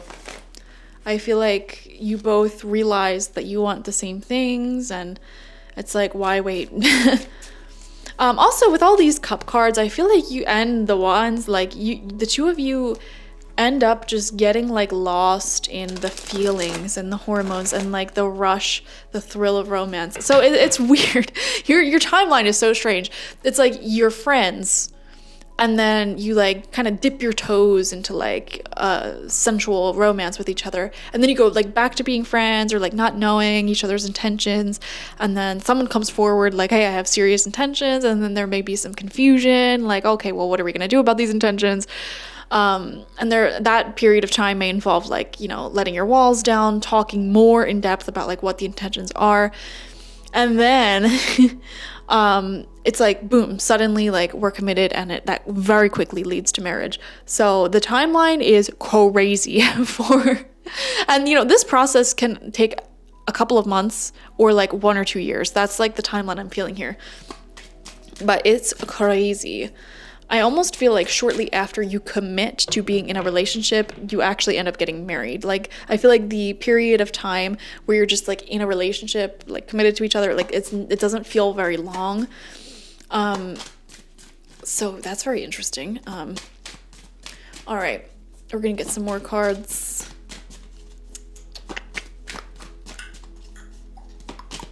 But yeah, and I feel like the reason why that period isn't long is because once you do end up in a committed relationship, I feel like both of you just like drop all of your walls, and you just get so lost in the feelings, the hormones, the rush, and it just feels so right. And so you just dive into it. Yes. All right, let's see. We have the 10 of Wands. Okay. So during your romance, both of you like your work is coming up, or like your other responsibilities, if any of you are like parents or like caregiving or just really into your job or whatever. I am seeing that coming up here. That may be a minor blockage in your relationship, or just like a mild frustrator, I guess you could say. Working really hard to bring home that moolah and you know, grow in the right direction. We have the Tower in reversed coming up, which right near the 10 of Swords, mind you. So this is a sudden change of direction I feel coming in, and I want to see the next cards that come out here. Something unexpected. All right, we see the 7 of Wands in reversed. Defense, defending oneself. I just got bombarded with so many different scenarios. So whatever this Tower moment is, it is going to be completely different for all of you watching. Like, I was seeing here like unexpected pregnancy for some of you, to be honest, and deciding to like keep it, and you know, all that jazz. For others of you, I'm seeing like a sudden lawsuit taking place. That's stressful, honestly, and it weirdly enough brings the two of you closer together. For others of you, I was honestly, and this is going to sound crazy, I was seeing a breakup and getting back together, or some sort of separation or incompatibility, making you think, you know what, we can't do something serious. And then you both are so stubbornly in love with each other that's impossible. It's impossible to stay far apart for super long, and you both stubbornly fight for this relationship and make up every reason and excuse to stay together, and it works out. So like I said, there's so many different scenarios of what happens here. Others of you, you know, this could even be like, I don't even know. Like, I'm not trying to predict anything. It could be unexpected good energy as well. It doesn't have to be bad. You know, someone may like lose their house, for example, and then you end up like just moving in with each other, you know, just like that. There is definitely some Tower moment taking place, which will break down the old cycles, the toxicity, the things that need to end in your life. So the Tower is a good card, but it's very unexpected, and that brings the two of you closer together because you stubbornly stand by each other's side and support each other through this. Oh, I just got like a message. Some of you may get some sort of diagnosis or have gotten some type of diagnosis. I don't predict things like illness or death. So for those of you who that resonates with, you know, you probably already had this happen and you're already with this person and you're just, you know, I don't know. All right, moving on. And the Tower moment doesn't have to be a bad thing. You know, it could be an unexpected good thing. Like I said, the oyster person unexpectedly getting hit with a ton of money, all right? Or fame or something like that. Wow. We have the Nine of Swords in reversed. Yeah, both of you need to, like I said, there's a lot of emotions in this relationship, emotional healing of your mental health and well-being is definitely taking place with each other. So I am seeing that as well. One thing I don't like about this relationship is that before you're very like set in stone, stable with each other, it feels like both of you like think about the other constantly and overthink, honestly, and it keeps you up at night. And it's like, if we just open the lines of communication a bit more, there's really no reason to lose sleep over each other and each other's circumstances. So that is interesting. Very much a big message of taking care of your mental health throughout this journey. We have the Sun. Oh, yeah, I am seeing children for a lot of you, to be honest, with this person. But the Sun is happiness. This is like travel, children, home and garden, like creativity, really, really, really enjoying life together, which is so beautiful. So yeah, we are seeing that. I'm seeing twins for some of you, or two children, or combining households if you already have children. And we have the Wheel of Fortune in reverse, sudden, unexpected changes. Wow. You know, I don't think you're going to see this relationship coming, and the energy honestly feels very fast moving. None of these cards, if you notice, are pentacles. Pentacles are the slowest moving suit of the tarot, so I really don't feel like this is a slow, long, drawn out relationship. I feel like if anything, one of you may have been single for a really long time before this relationship, but once this relationship comes into union, I feel like it's going to move very, very quickly, and there will be a lot of unexpected things happening in both of your lives individually as well as together. Okay. Unexpected changes that you go through early on in this relationship that bring you close together and then bring out so much happiness. And Wheel of Fortune reversed, I feel like, you know, both of you may have even worked really hard in your life and may have even struggled in your life, but within this relationship, I just can't shake this feeling that you're both going to experience prosperity for the first time in your lives, and it's going to be together. So that's beautiful. Okay, let's finish up and get some advice from your romance angels and the moon. Okay, your message from Mama Moon is void of course, Moon, nothing will come of this situation. And I feel like saying nothing will come from worrying, nothing will come from remaining looking at the negatives in life. I feel like that's your biggest blockage in need to overcome. Like, I keep coming back to like emotional issues, mental health issues, and healing from them, overcoming them, and taking on a positive, optimistic mindset in life again, stepping back into your prosperity mindset and looking on the bright side in life again. So I feel like, you know, nothing will come of worrying. Now, from the romance angels, we have a few messages. We have true love. This is the romance of a lifetime here. Beautiful. We have passion. Allow your heart and soul to sing with joy. What this tells me is that you guys are really physically attracted to each other. And again, you're like stubbornly attached to each other, and like, you, even if problems come up in your relationship, you refuse to let each other go, and you make every excuse in the book to not separate, not leave, which I think is great. Like, you're both very loyal to each other. We have let your friends help you. There's that message of friends again.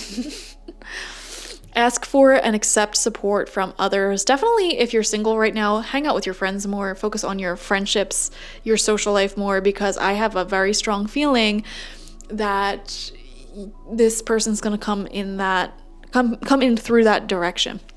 We have chemistry. Yes, there's a strong magnetic attraction here. You're just pulled to each other. You're kind of obsessed with each other, and I'm here for it.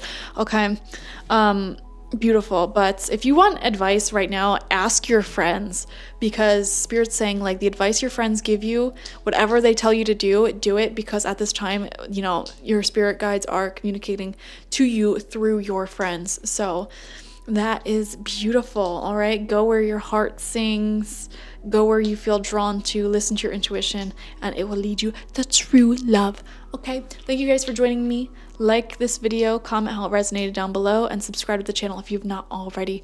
If you want a personal reading with me one-on-one, the link to that is always in the description box, spiritpsychic.org. Thank you guys. Bye. Hello, group number 3, and welcome. Let's see who your future spouse is. So we have this left-hand side and this right-hand side, and this is going to represent the two people in your connection. So what I need you to do is listen to your intuition. One of these sides is going to feel like you, and the other side will be your partner.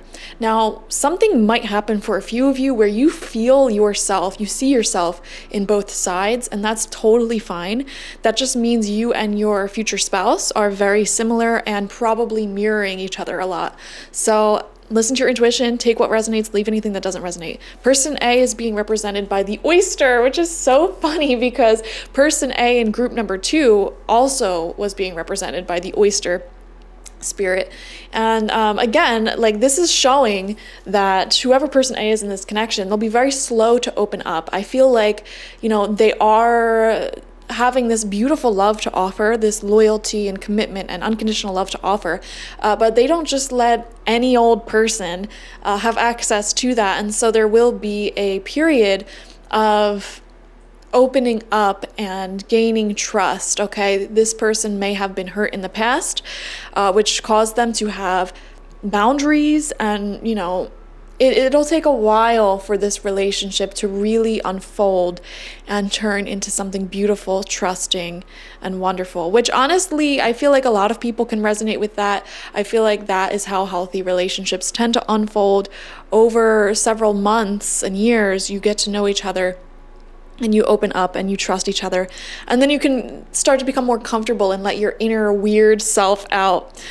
Person B is being represented by the elk, which is, wow, this is really similar to group number 2. And this is earth energy. By the way, the oyster person is being represented by water energy, Cancer, Scorpio, Pisces. They don't have to have those signs, but they can.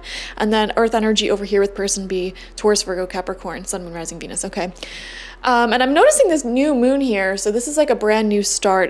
The elk spirit is very mystical, grounded in earth magic, and very hyper aware of all the little changes in behaviors. And the elk person is probably someone who notices the very subtle shifts in moods and energies of the oyster person.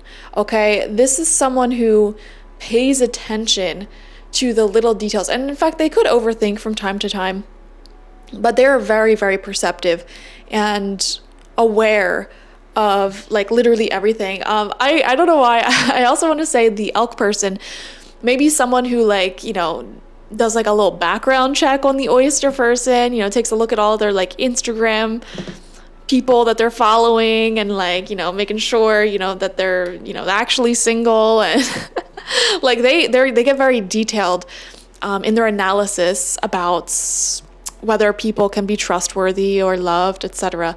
The elk person is very, very sensitive to these changes in energy. Both of you do have a high degree of sensitivity and psychic perception. I do feel that. Another thing about this elk person is they may be very interested in learning and experiencing new things frequently. I'm looking at the antlers, and it's making me think of the crown chakra, which is receiving downloads from the universe and higher education, learning constantly in this student-teacher dynamic. In fact, I am getting a very big student-teacher archetype from the elk person. So they could be a student, they could be a teacher, and if they're not, this is just someone who learns and is very passionate about new subjects, and they just have to tell everyone about it and share their insights, their wisdom with the people around them. So yeah, there is something a little bit more open about the elk person, I will say. However, this oyster person is a real gem. They have a pearl inside, okay? When they love deeply, they love fiercely, they are loyal, ride or die energy, and also very creative and psychically connected as well. But they are aware of how precious their heart is, how precious what they have to offer is. And so they do have some walls up, some boundaries up, and it'll take some time for these two to get to know each other and open up. I don't know why the state of Maine just popped into my head. Maybe some of you are from Maine, or you'll have a significant vacation with your person there. I don't know why that just came into my head. All right. Moving on. Person A has the King of Air in reverse. And we're going to read this from the book. We're going to take our time with today's reading and really read, So, the King of Air reversed represents a man who is extremely intelligent and charming and sadly cruel. Okay, I want to pause and say this person does not have to be a man. All right. He is someone who takes delight in using his mental acuity to cut people down and make others feel less confident and sure of themselves. Okay, don't freak out, guys. Don't freak out. We'll figure out what this means in a second. He likes to have people second-guessing themselves, and because he also possesses a gift for convincing others that he is well-intentioned and has only their best interests at heart, people seek out his advice. But he is a power seeker who likes to play mind games. What he wants is to dominate and control, not because he is emotionally broken or wounded, but because it makes him feel powerful. He does it just because he can. If you have someone of this nature in your life, the King of Air reversed represents a need to cut ties and protect yourself from another's manipulations or desires to control you, or in turn, a need to or desire you might have to control and manipulate others. Only pain will come from this relationship or behavior. Okay, what I'm seeing in person A is that they have been the victim of narcissistic abuse multiple times in their past, okay? And that is why they have their walls up. That is why they have the shell really protecting their pearl, their inner heart, their energy. So when this relationship begins, whoever this oyster person is, they will be a lot more slow moving than the elk person. I feel they will have their guard up. I feel like the elk person knows intuitively, psychically, that there is depth to the oyster person, though. There are strong feelings within the oyster person, and that they are very interested in this connection, but it will take some time to gain their trust because of how victimized they were from their own past. And by keeping those walls up, they remain in control of the situation. They remain not getting hurt. Okay, so I feel like it will take some time for them to open up, which is fine. None of us are perfect when we enter relationships. And if you feel like you're the oyster person, I just want to say you're valid. And it's okay. Take the time you need to open yourself up to those who you are interested in and build trust up naturally. Healthy trust is built not immediately upon meeting each other. I think that's very naive. And I was just talking to someone about this the other day. I think it's very naive to meet a stranger and immediately give them all of your trust, and then if they break it, they break it. And then your trust is reduced. For me, it's the opposite. I trust no one when I first meet them.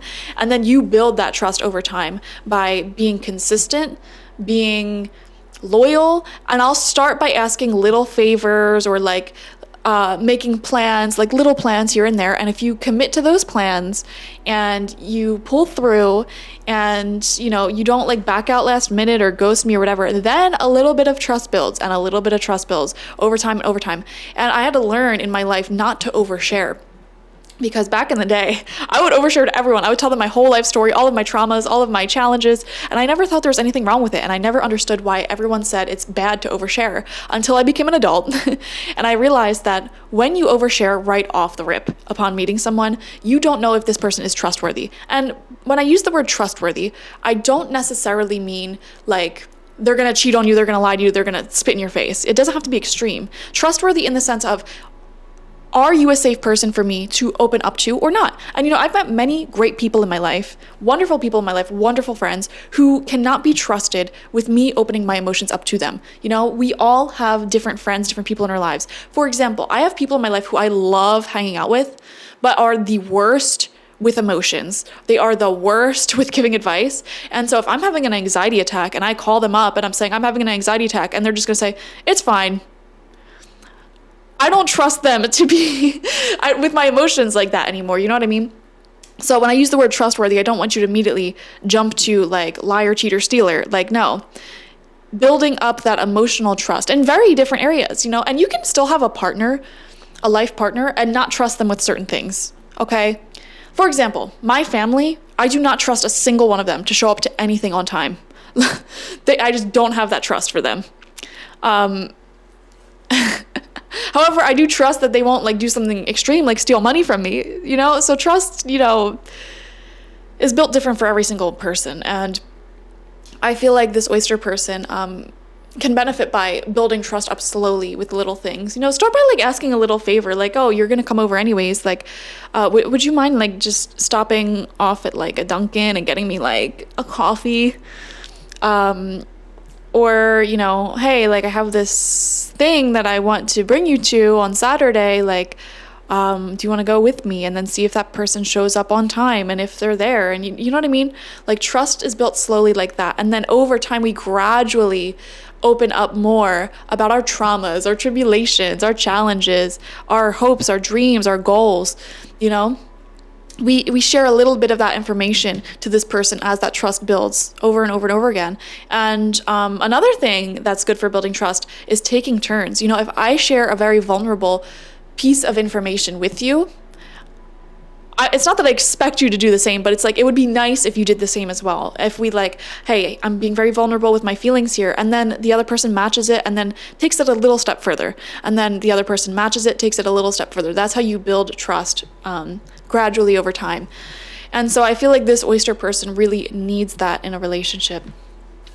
Moving back over to the elk person, we have the 10 of water in reverse. Okay, so you both got some blockages headed into this relationship, and we're going to read this from the book as well. Okay, 10 of water in reversed. The 10 of water reversed represents a disruptive influence or belief that threatens your peace and calm.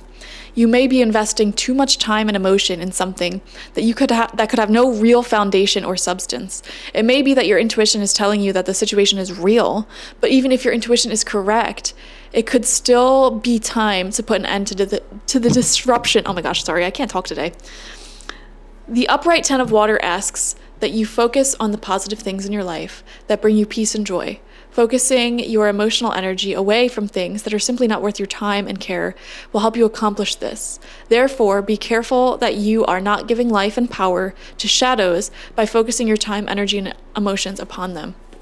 So this elk person, I feel like in the beginning of this relationship, may have their doubts, their insecurities when it comes to the oyster person, because the oyster person is slower to open up emotionally.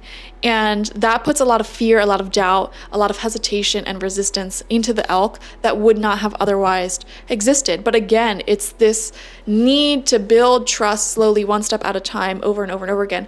The elk person in the beginning of this relationship, upon the times that you meet, you both have issues that need to be healed, right? And for them, the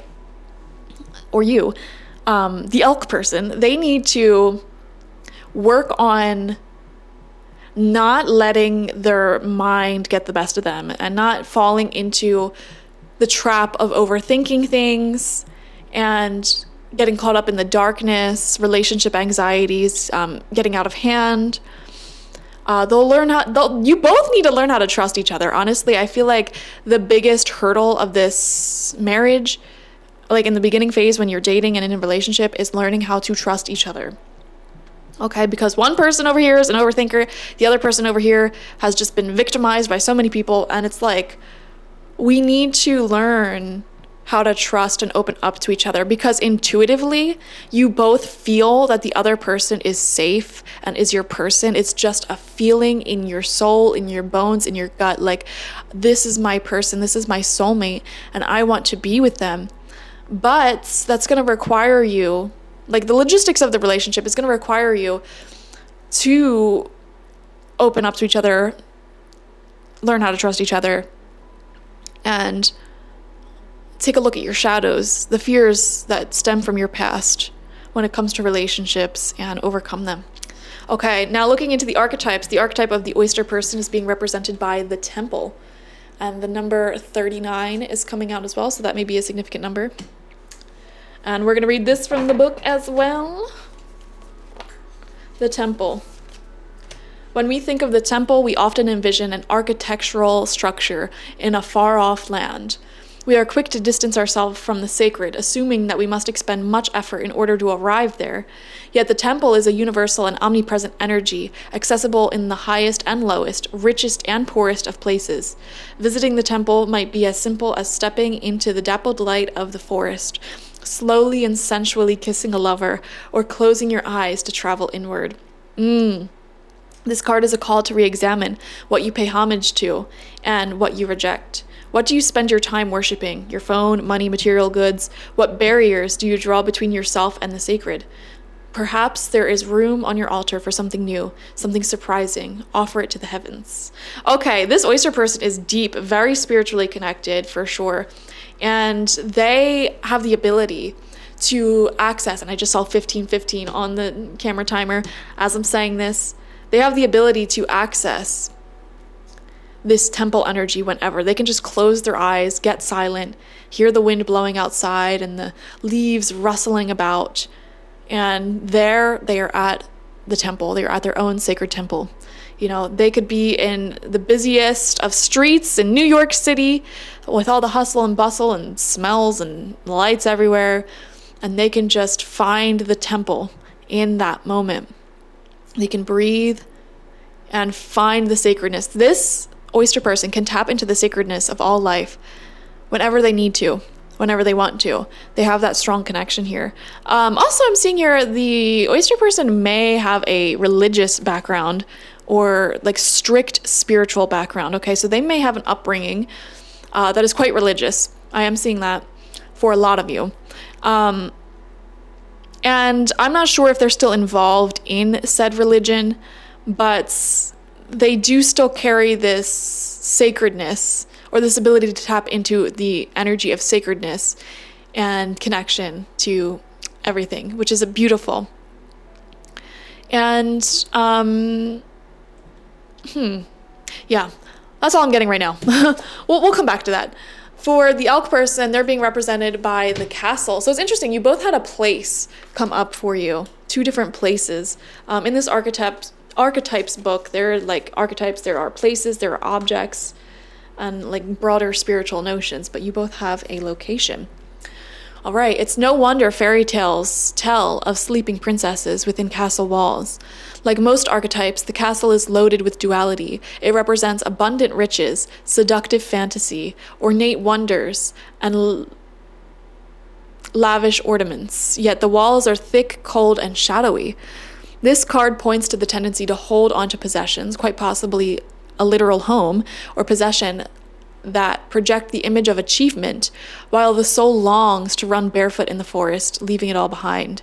At times we must settle down, yet the castle lulls us with its spell of materialism, and we fall asleep to our deepest dreams. The castle can be a motivating force, an enchanting goal to travel toward, but it is best not to linger within the walls of decadent deception for too long. Interesting. Wow. There's an interesting story coming up with this elk person. I do wonder if they either were born into wealth or they developed wealth in their lifetime through extreme measures, like going to school for a really long time, working extremely hard, and sacrificing other experiences in the pursuit of that wealth. Okay, for example, if this is someone who's like a doctor and they went to school for like 12 plus years and they only focused on that, they may have not traveled the world, they may have not been in very many relationships, they may have dedicated all of their brain power to manifesting this material goal, essentially, and they find themselves lonely at the end of the day. They find themselves longing for freedom and love. Interesting.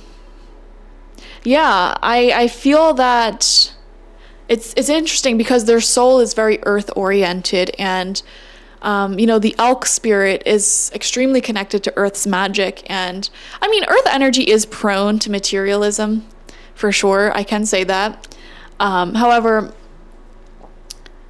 I just feel like there's a shadow attribute of earth energy, and there's a light attribute. The shadow attribute is that materialism, negative lust, wanting, craving, desiring to no end. And then the beautiful side of that is indulging in all of earthly pleasures in a very freeing way.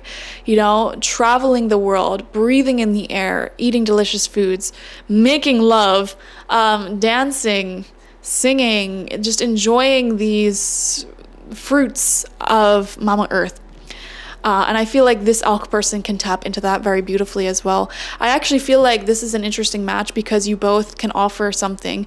This elk person here can offer the oyster person the opportunity to enjoy the material pleasures of life more, whether they literally have more money that they want to share with the oyster, or like just wanting to go out with them and indulge in these earthly pleasures. Like that may be something that this oyster person doesn't do very often. And then on the flip side, the oyster person is very spiritually connected and psychologically aware, I feel. They have a lot of depth when it comes to the mind, mental matters, spiritual matters, creative matters, and they're a very cerebral, creative, connected person, and they can offer this depth to the elk person. So I feel like you both have something beautiful to offer each other, and I feel like your energies balance out each other very well. However, you're both coming into this relationship with some trust issues and a need to like trust each other and heal emotionally for sure. So now we're gonna actually get some additional traits, and this portion of the reading I need you to take with a grain of salt, because first off, not everything is going to resonate with you 100%. This is just some like bonus additional signs for some of you. If any of these resonate, run with it.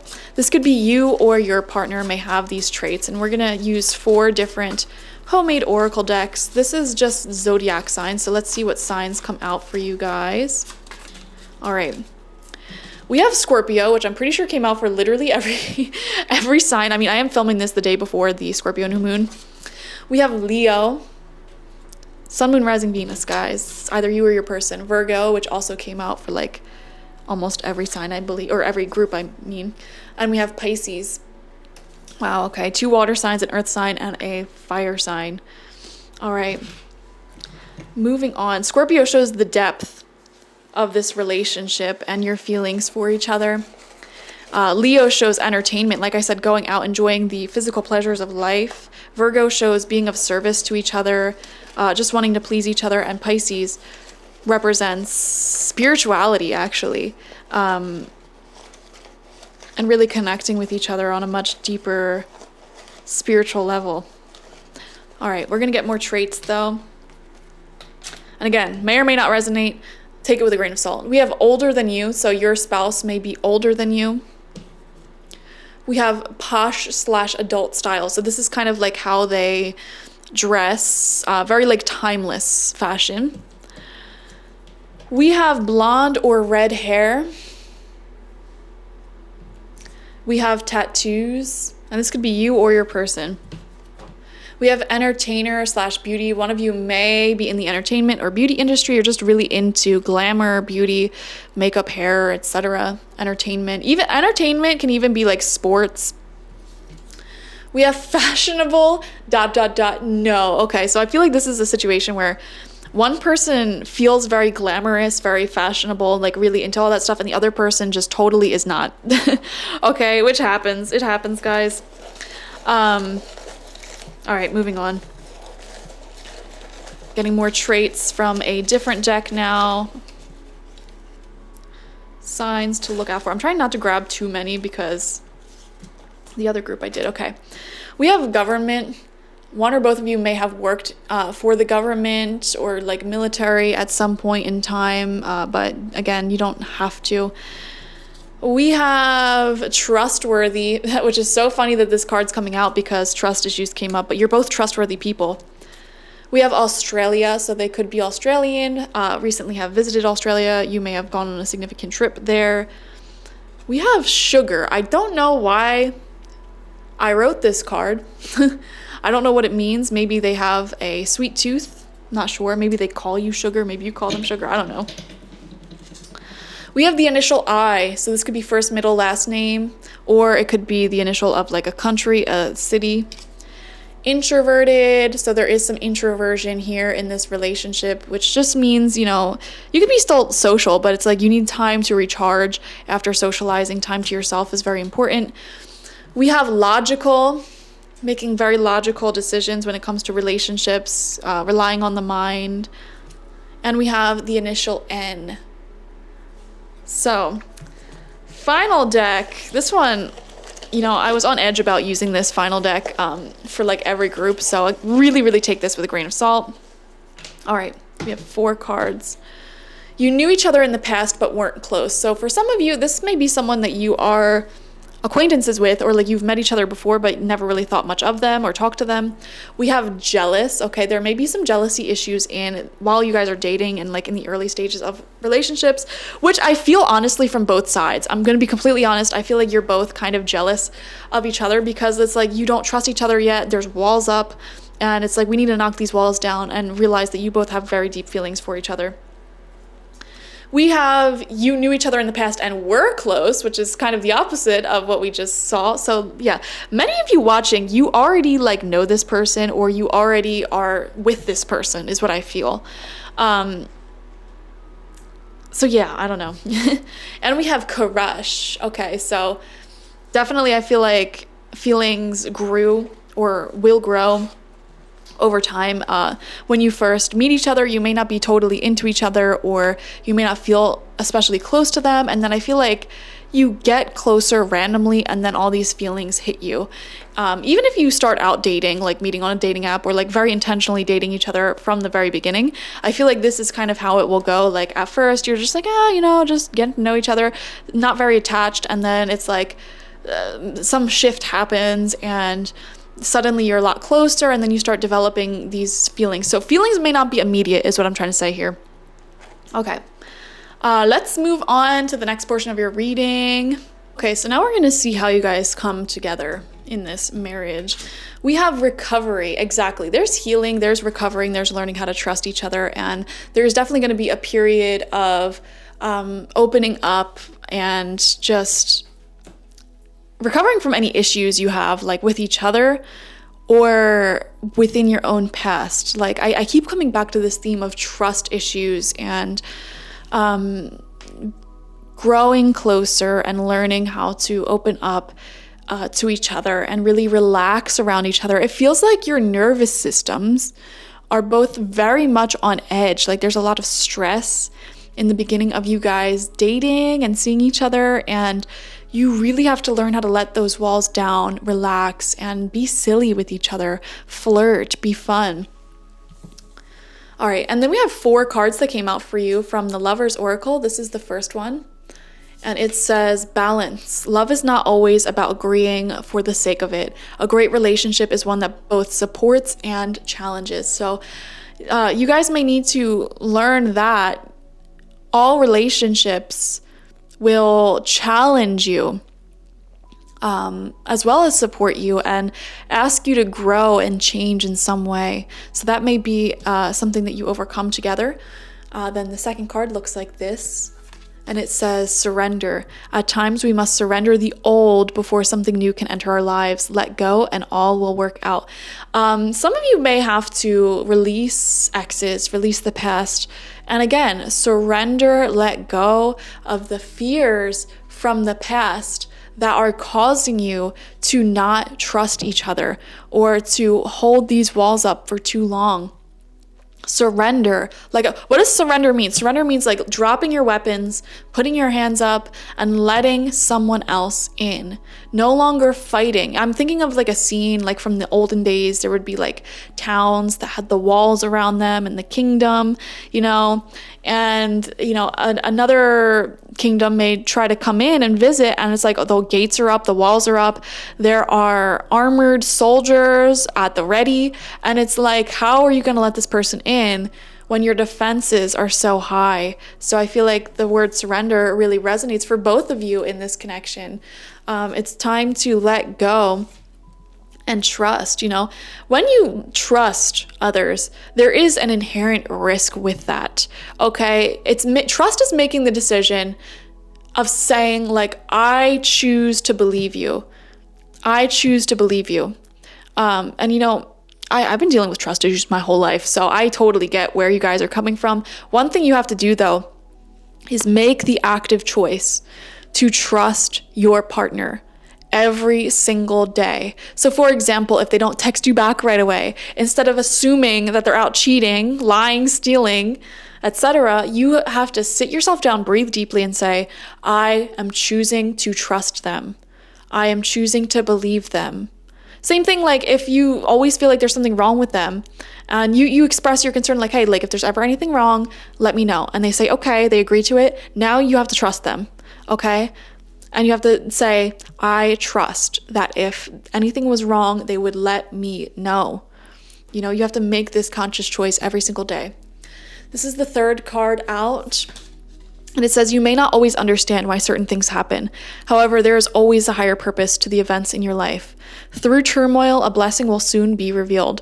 You know, for some of you watching, I can't help but get this idea that you're already with this person and you may be dating them already. Now, I know this isn't going to be the case for everyone. A lot of you are single.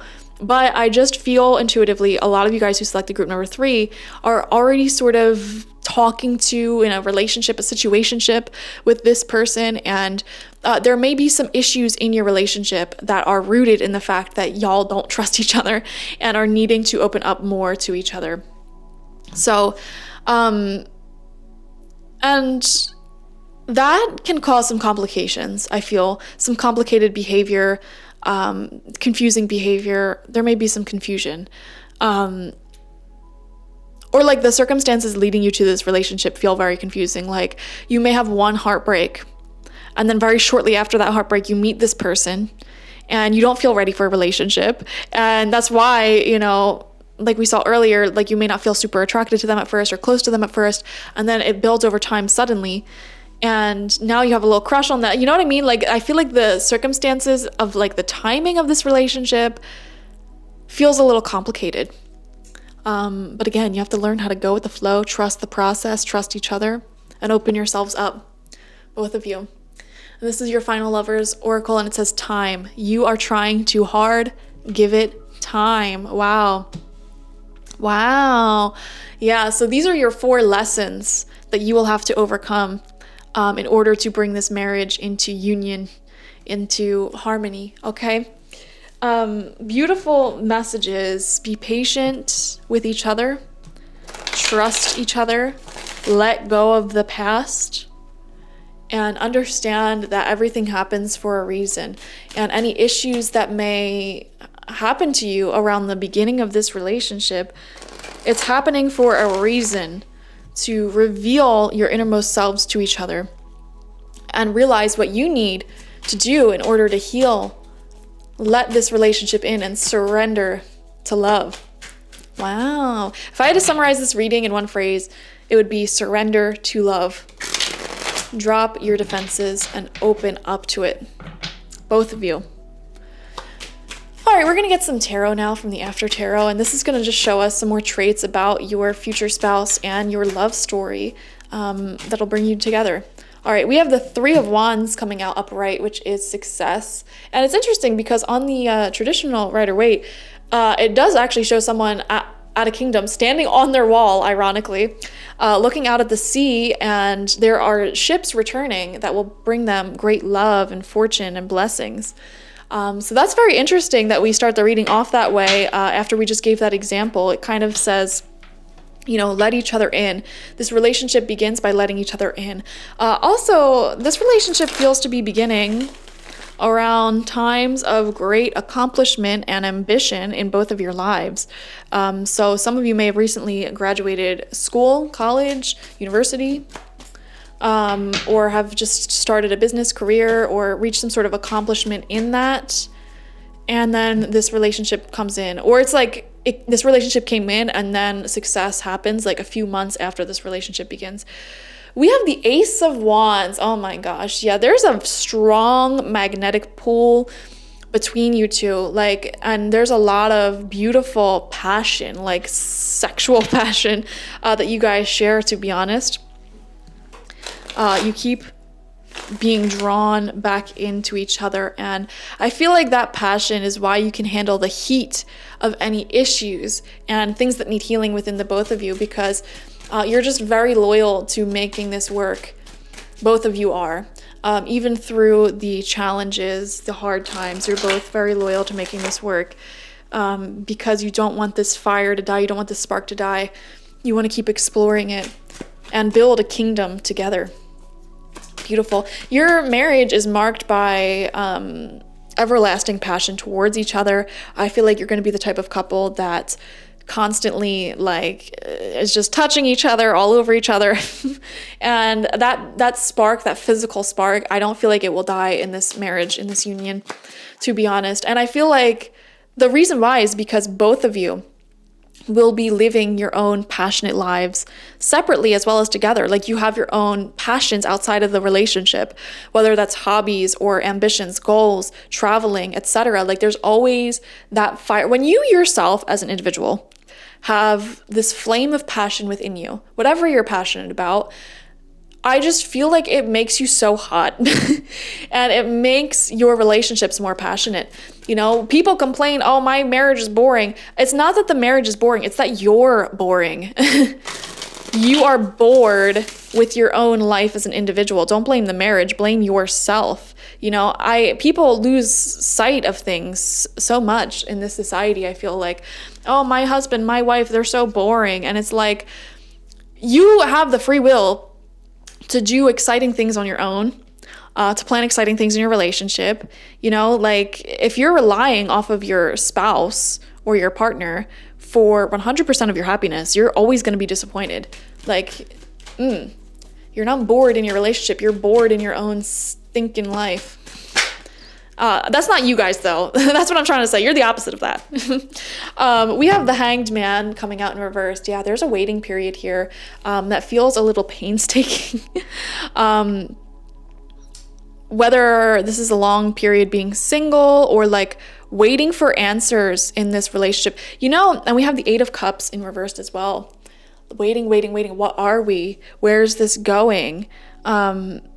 This is for those of you who are currently with someone. I feel like this might be where you're at, like trying to figure out where you're at with them. And it's like, do I walk away or do I keep fighting? I mean, the desire is there to keep fighting, but like, it just feels, I don't know. Some of you who are already involved with someone, I would not wait. Okay. For example, if you've been dating someone for like 10 plus years and you ain't married and you really want to be married, I would set your boundaries and walk away, to be honest. And it's through walking away that you may actually meet this person or some changes will happen. Or if you've been dating someone in like a situationship for several months, first off, I'm going to be such a hypocrite for saying this, but more than 3 months of being in a situationship is way too much for me. I feel like the 3-month mark is where I cut it off. I'm like, okay, what are we? And if you don't have answers, bye. If you find yourself in a circumstance like that, again, same message applies. It may be time for you to walk away, let go. And through walking away and letting go, almost immediately, I feel like you will have some forward movements in your love life. However that plays out, whether it's with this person or someone new. Wow. Yeah, both of these cards talk about waiting too long in an uncomfortable situation. And you know what? I feel like a lot of us fall into this trap. It's the shadow aspect of divine feminine energy. Turns into waiting, you know, like you're trying to manifest something and you're trying to get into the vibe, the energy to manifest it. But then you end up waiting. If you ever find yourself waiting for a goal, a dream, anything, you are not in a good vibration. You are not going to manifest it. I just want to say that right away.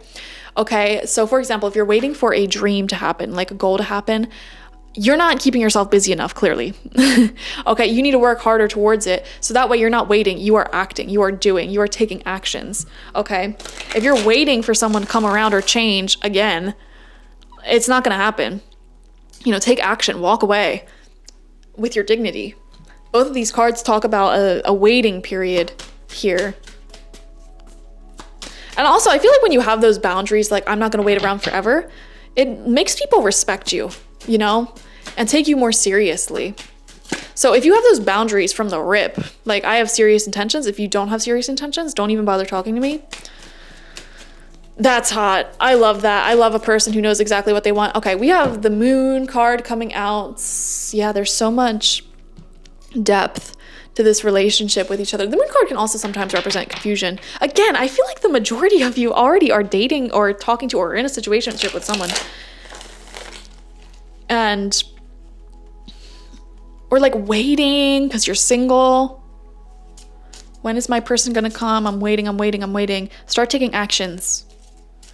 Get yourself out of the energy of waiting is what Spirit is saying. Because when you get yourself out of this energy of waiting, whatever that looks like, that is when we will no longer wait. The universe is saying, I am you and you are me. If you're waiting, I'm gonna wait too. If you take action, I'm gonna take action too. I'm just reflecting back everything that you're doing and the state of being that you're in. So when you stay in the state of waiting, you're only gonna attract more waiting. Very long, drawn out relationships and success. But you don't have to do that. You could take action now. You know, it's very rare that I get a reading that asks you to be more impatient. But this one seems to be it. But it's funny because you also had the time message. Remember? It said time. You are trying too hard. Give it time. Now, that does not mean waiting, though. That's what I want to say. Oh, man. Build trust. Take action to build a dream up. That is not waiting, okay? But give it time to grow while it's actually growing, while it's actively growing, while you're actively doing things to make it grow. All right, let's keep shuffling. We're gonna get quite a few more cards. We have the Seven of Wands reverse, boundaries. Oh my gosh, this feels like a war. This feels like you guys like just both having boundaries up, trust issues, like don't hurt me. You know, there is like a negotiation period of this relationship, I feel. In the beginning, where you're like, this is what I want. Okay, this is what I want. And you know, this isn't what I'm going to tolerate. But I feel like, honestly, the first several months to even like the first few years kind of does feel like that, where it's like you're blending your energies together. You're setting boundaries with each other, figuring out what is okay, what isn't okay, the dynamics of the relationship, how it's going to work. And you know what? We discover this through trial and error. That's just human nature. That's the human relationships. It's not super glamorous as, you know, all these TV shows and movies want you to think it is. So I do see you standing up for yourself and maintaining your self-respect. And it's like the second you start respecting yourself and no longer waiting for someone to change or tolerating the BS, I feel like that is when this soulmate relationship begins to emerge. Okay, and this could be with different people. This could be all the same spouse, okay? For example, like you could be waiting around for exes to, you know, love you, whatever, and you decide, you know what, I'm not waiting around anymore. Bye. Like, I have too much self-respect. And then you walk away and then you meet this person, and then it's from you having self-respect that others respect you and your time, and you're no longer in the state of waiting. I feel like you are probably someone who has dealt with the energy of waiting way too much in your life. You know, waiting for past relationships to take you more seriously, waiting for your goals, your dreams to take place. And that's a karmic thing that you need to overcome. Getting yourself out of the energy of waiting. All right. We have the Six of Cups coming through, beautiful friendships. Some of you guys, this spouse is like an old friend. If not an old friend, like you definitely had past lives together. There's a lot of happiness here as well. I feel like you will enjoy each other's friend groups, and your families will really enjoy each other as well. I am seeing that. So if there's any fears around that, there doesn't need to be. I'm also seeing some entrepreneurial energy for some of you. One or both of you could be an entrepreneur, side hustler, business owner of some sort. You may share that quality. I think the platonic foundation of this relationship is very strong. Like, you're good friends first and foremost. Okay, you can talk for hours. You're really great support to each other. And then it's from there that you build this romance story, which is beautiful. I think that's the foundation of all wonderful relationships, honestly. There's a sense of familiarity between you two as well. Like, you may feel like you've just known each other upon first meeting each other. Like there's just something very familiar about them. You may get deja vu around the first few dates or times that you hang out one-on-one. We have the Knight of Swords reversed. Okay. This is really interesting. I am seeing a weird thing with timing. Your reading, by the way, is quite similar to group number 2's. So if you're drawn to that group, maybe you want to watch it. I don't know if there will be messages for you there too as well. But it feels like the timing is all over the place here. Like you guys start off strong and passionately. And then it's like you hit some roadblocks, some walls are up. You're trying to figure out what the heck am I? What the heck are we? There may be some waiting involved. And then you have the self-respect to say, you know what? I'm not going to wait. I'm not going to wait around.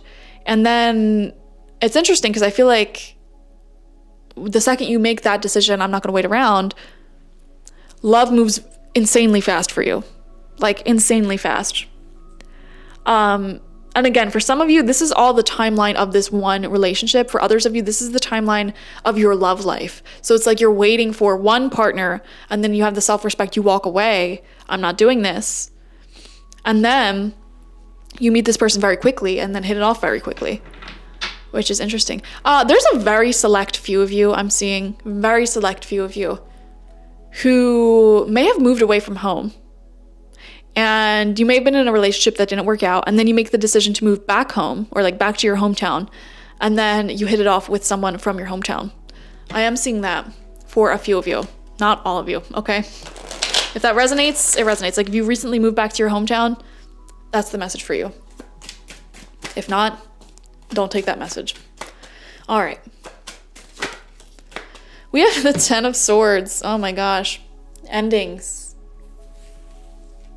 and new beginnings.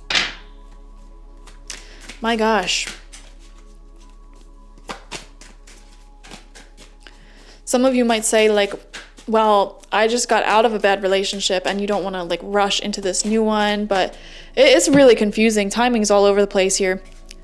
We have the Knight of Wands, fast movement nonetheless. Oh my gosh. You know what? Group number 3, you're a complicated person. All right, I just want to say that. Like, you may be giving this person mixed signals. Like, at first you're like, oh, like, let's take it slow. And then you're like, well, let's move fast. And then they're the ones taking it slow. And then they're the ones taking it fast. And, like, it's like a weird back and forth. Like, what the heck is going on here? And we have this return of passion again. Continuously passionate about each other and feeling drawn back into each other, moving forward, wanting to start a life together. It's beautiful. And then we have the Queen of Wands. So much fire energy. My gosh. Yeah, this is a relationship that really feels like you're a power couple. Like, once you finally get on the same page with each other and you commit to each other and you marry each other, this relationship feels like one where you both like invest in property together or like start a business together, travel together. Like, it's really giving me power couple energy. You both become better in this relationship, working as a team. You guys work very, very well as a team. Like I said, that platonic foundation is very strong, and I feel like, you get along so great, and you're both visionaries, creatives, and, one person, I feel like the oyster person in this connection has the ideas and beautiful, beautiful ideas, inspiration, creativity, etc. And the elk person in this connection may have the money, the resources, or the practical skills to bring that vision into reality. So you work beautifully as a team and you both respect each other, and there's so much passion that the two of you share. It's insane, like so much passion. But in the early days of romance, all of that passion may be a little bit difficult to navigate. I'm just being honest. And you guys may already know, like, you may already have a history of relationship anxiety, or, just, it's just how it is. There's going to be moments in the early days of romance where you are getting used to each other. You're getting to know each other. You will be jealous. You will be triggered. You will figure each other out. And that's just how it goes. And I see you overcoming that together and putting an end to all things, all fears from your past, and just diving straight into this relationship. The timing is so weird, so unusual. I mean, it starts fast, then it slows down, then it starts up again, then it slows down again, then it's like here, and it moves extremely fast. And this process may take several months to like a few years. I can't even tell you the timing of this because it just feels all over the place. But you guys certainly are very good together, and I feel like you'll make a wonderful match, a wonderful pair. Very passionate, goal-oriented, driven, totally obsessed with each other, into each other. I feel like you're both addicted to each other, which I love relationships like that. You know, not in like a horribly toxic way, but like I just love a little tiny bit of clinginess. I love it. So yeah, that is your reading, guys. Thank you for joining me. Oh wait, no, that's not your reading. That is not your reading. We have more cards. Almost just did the outro on y'all. I am so sorry. We have a lot more cards. We're getting advice from Mama Moon and the Romance Angels. Mama Moon had a lot to say to y'all. She is saying, Cardinal Moon, be bold and make the first move. Exactly. Make the first move to show your love, your affection. It'll go such a long way. No matter who you are in this relationship, like when you show your affection, you show your love, it really reassures the other person. And both of you need to overcome these stinking trust issues, let your walls down, and let each other in. We have the full moon in Taurus. Your dreams need a practical plan. Yeah, there may need to be like a practical schedule for this relationship unfolding. For example, if you're single as a Pringle and you're waiting for this beautiful marriage to enter your life and you're sitting on your butt doing nothing, Mama Moon's saying, what do you expect to happen? Go out there and flirt, go out there and date, meet new people, stop being shy, and just do it. Like overcome it. Just do it. Just do it. You know, I am someone who has dated extensively, okay? And I assure you, like 99% of people are extremely nervous on first dates. So if that's why you are scared, like you're scared to meet new people, you're scared to like put yourself out there, that's not good enough of an excuse, okay? You're gonna be shy, you're gonna be awkward, okay? It's the second date that I really feel like things warm up a little bit, unless you have a really good first date and you really enjoy yourself and you really hit it off and it's very natural.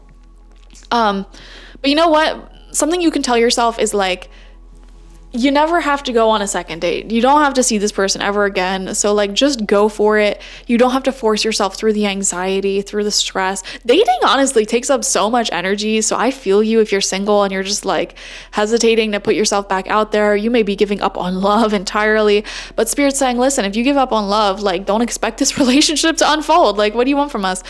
All right. And if you are already with somebody, your dreams need a practical plan. To me, this is saying like, get into a good routine, a good schedule, like agree, like, okay, we're going to have like a sleepover once a week and we're going to have a date night once a week and like have like a schedule, a plan to like keep growing and building, and also talk about the logistics of this relationship and where you both see it going and what timeline you see that unfolding with. All right, we have the fixed moon, hold your vision. Those of you, I feel like this is saying to not give up on love, first and foremost. Okay, keep going at it. Whatever your routine is, like if you go on a first date like once every 2 or 3 weeks, keep doing that until you meet the right person who, you know, you just want to spend more time with. If you're already talking to someone and you have like a certain routine, a rhythm with them, and you're getting closer and closer, keep doing that. You know, don't give up. Do not give up. Be bold. Put yourself out there. Turn this into a practical plan. All right, we're going to get some advice from the Romance Angels to finish up. So this is advice for you. We have engagement. Your love life is ascending to a higher level of commitment. Interesting. I feel like your current level of commitment, whether you're single, situationship, dating, relationship, it's up leveling very shortly, guys. In the very near future, I feel like things are getting more committed with someone. So hold the vision. We have true love. This is the romance of a lifetime. We have children. Your love life is being affected by children. For some of you, you may have children with this spouse, or you may have children already. It's just what I'm seeing very strongly. If not children, at least pets. but I am seeing human children very strongly in this reading. You know, some of you may meet this person and just know that that is like the mother or father of your children. And you have this draw towards each other, and overcoming the practical barriers in this relationship and letting your walls down is the biggest challenge here. But there's so much love bringing you together. And I feel like there are spirit children acting as spirit guides, bringing the two of you together. To me, I feel like this is a relationship where both of your spirit guides are supporting it. But the thing is, you both have free will. And it's like your spirit guides can't control the outcome of what you guys decide to do here. But there are certainly spirits bringing the two of you together, for sure. What you do once you are together, that's up to you guys. And we have very soon, didn't I just say this? Group number 3, very soon. Clearly decide what you want so that it comes to you now. What do you want? Do you want marriage? Do you want children? Do you want to move in? What is the timeline that you want this? Do you want commitment with this person if you're dating someone? Like, clearly decide now the type of relationship you want, the boundaries of said relationship, what it looks like, because in the very near future, you're going to have an opportunity to discuss this with someone, most likely this person, and it can come to fruition. Wow. Thank you guys for joining me. Like this video, comment how it resonated with you down below. I love hearing your comments and your stories and your positive energy. And subscribe to the channel if you've not already. If you want a personal reading with me one-on-one, the link to that is always in the description box, spiritpsychic.org. I also offer my goddess energy intention oil there, so check it out. Bye-bye.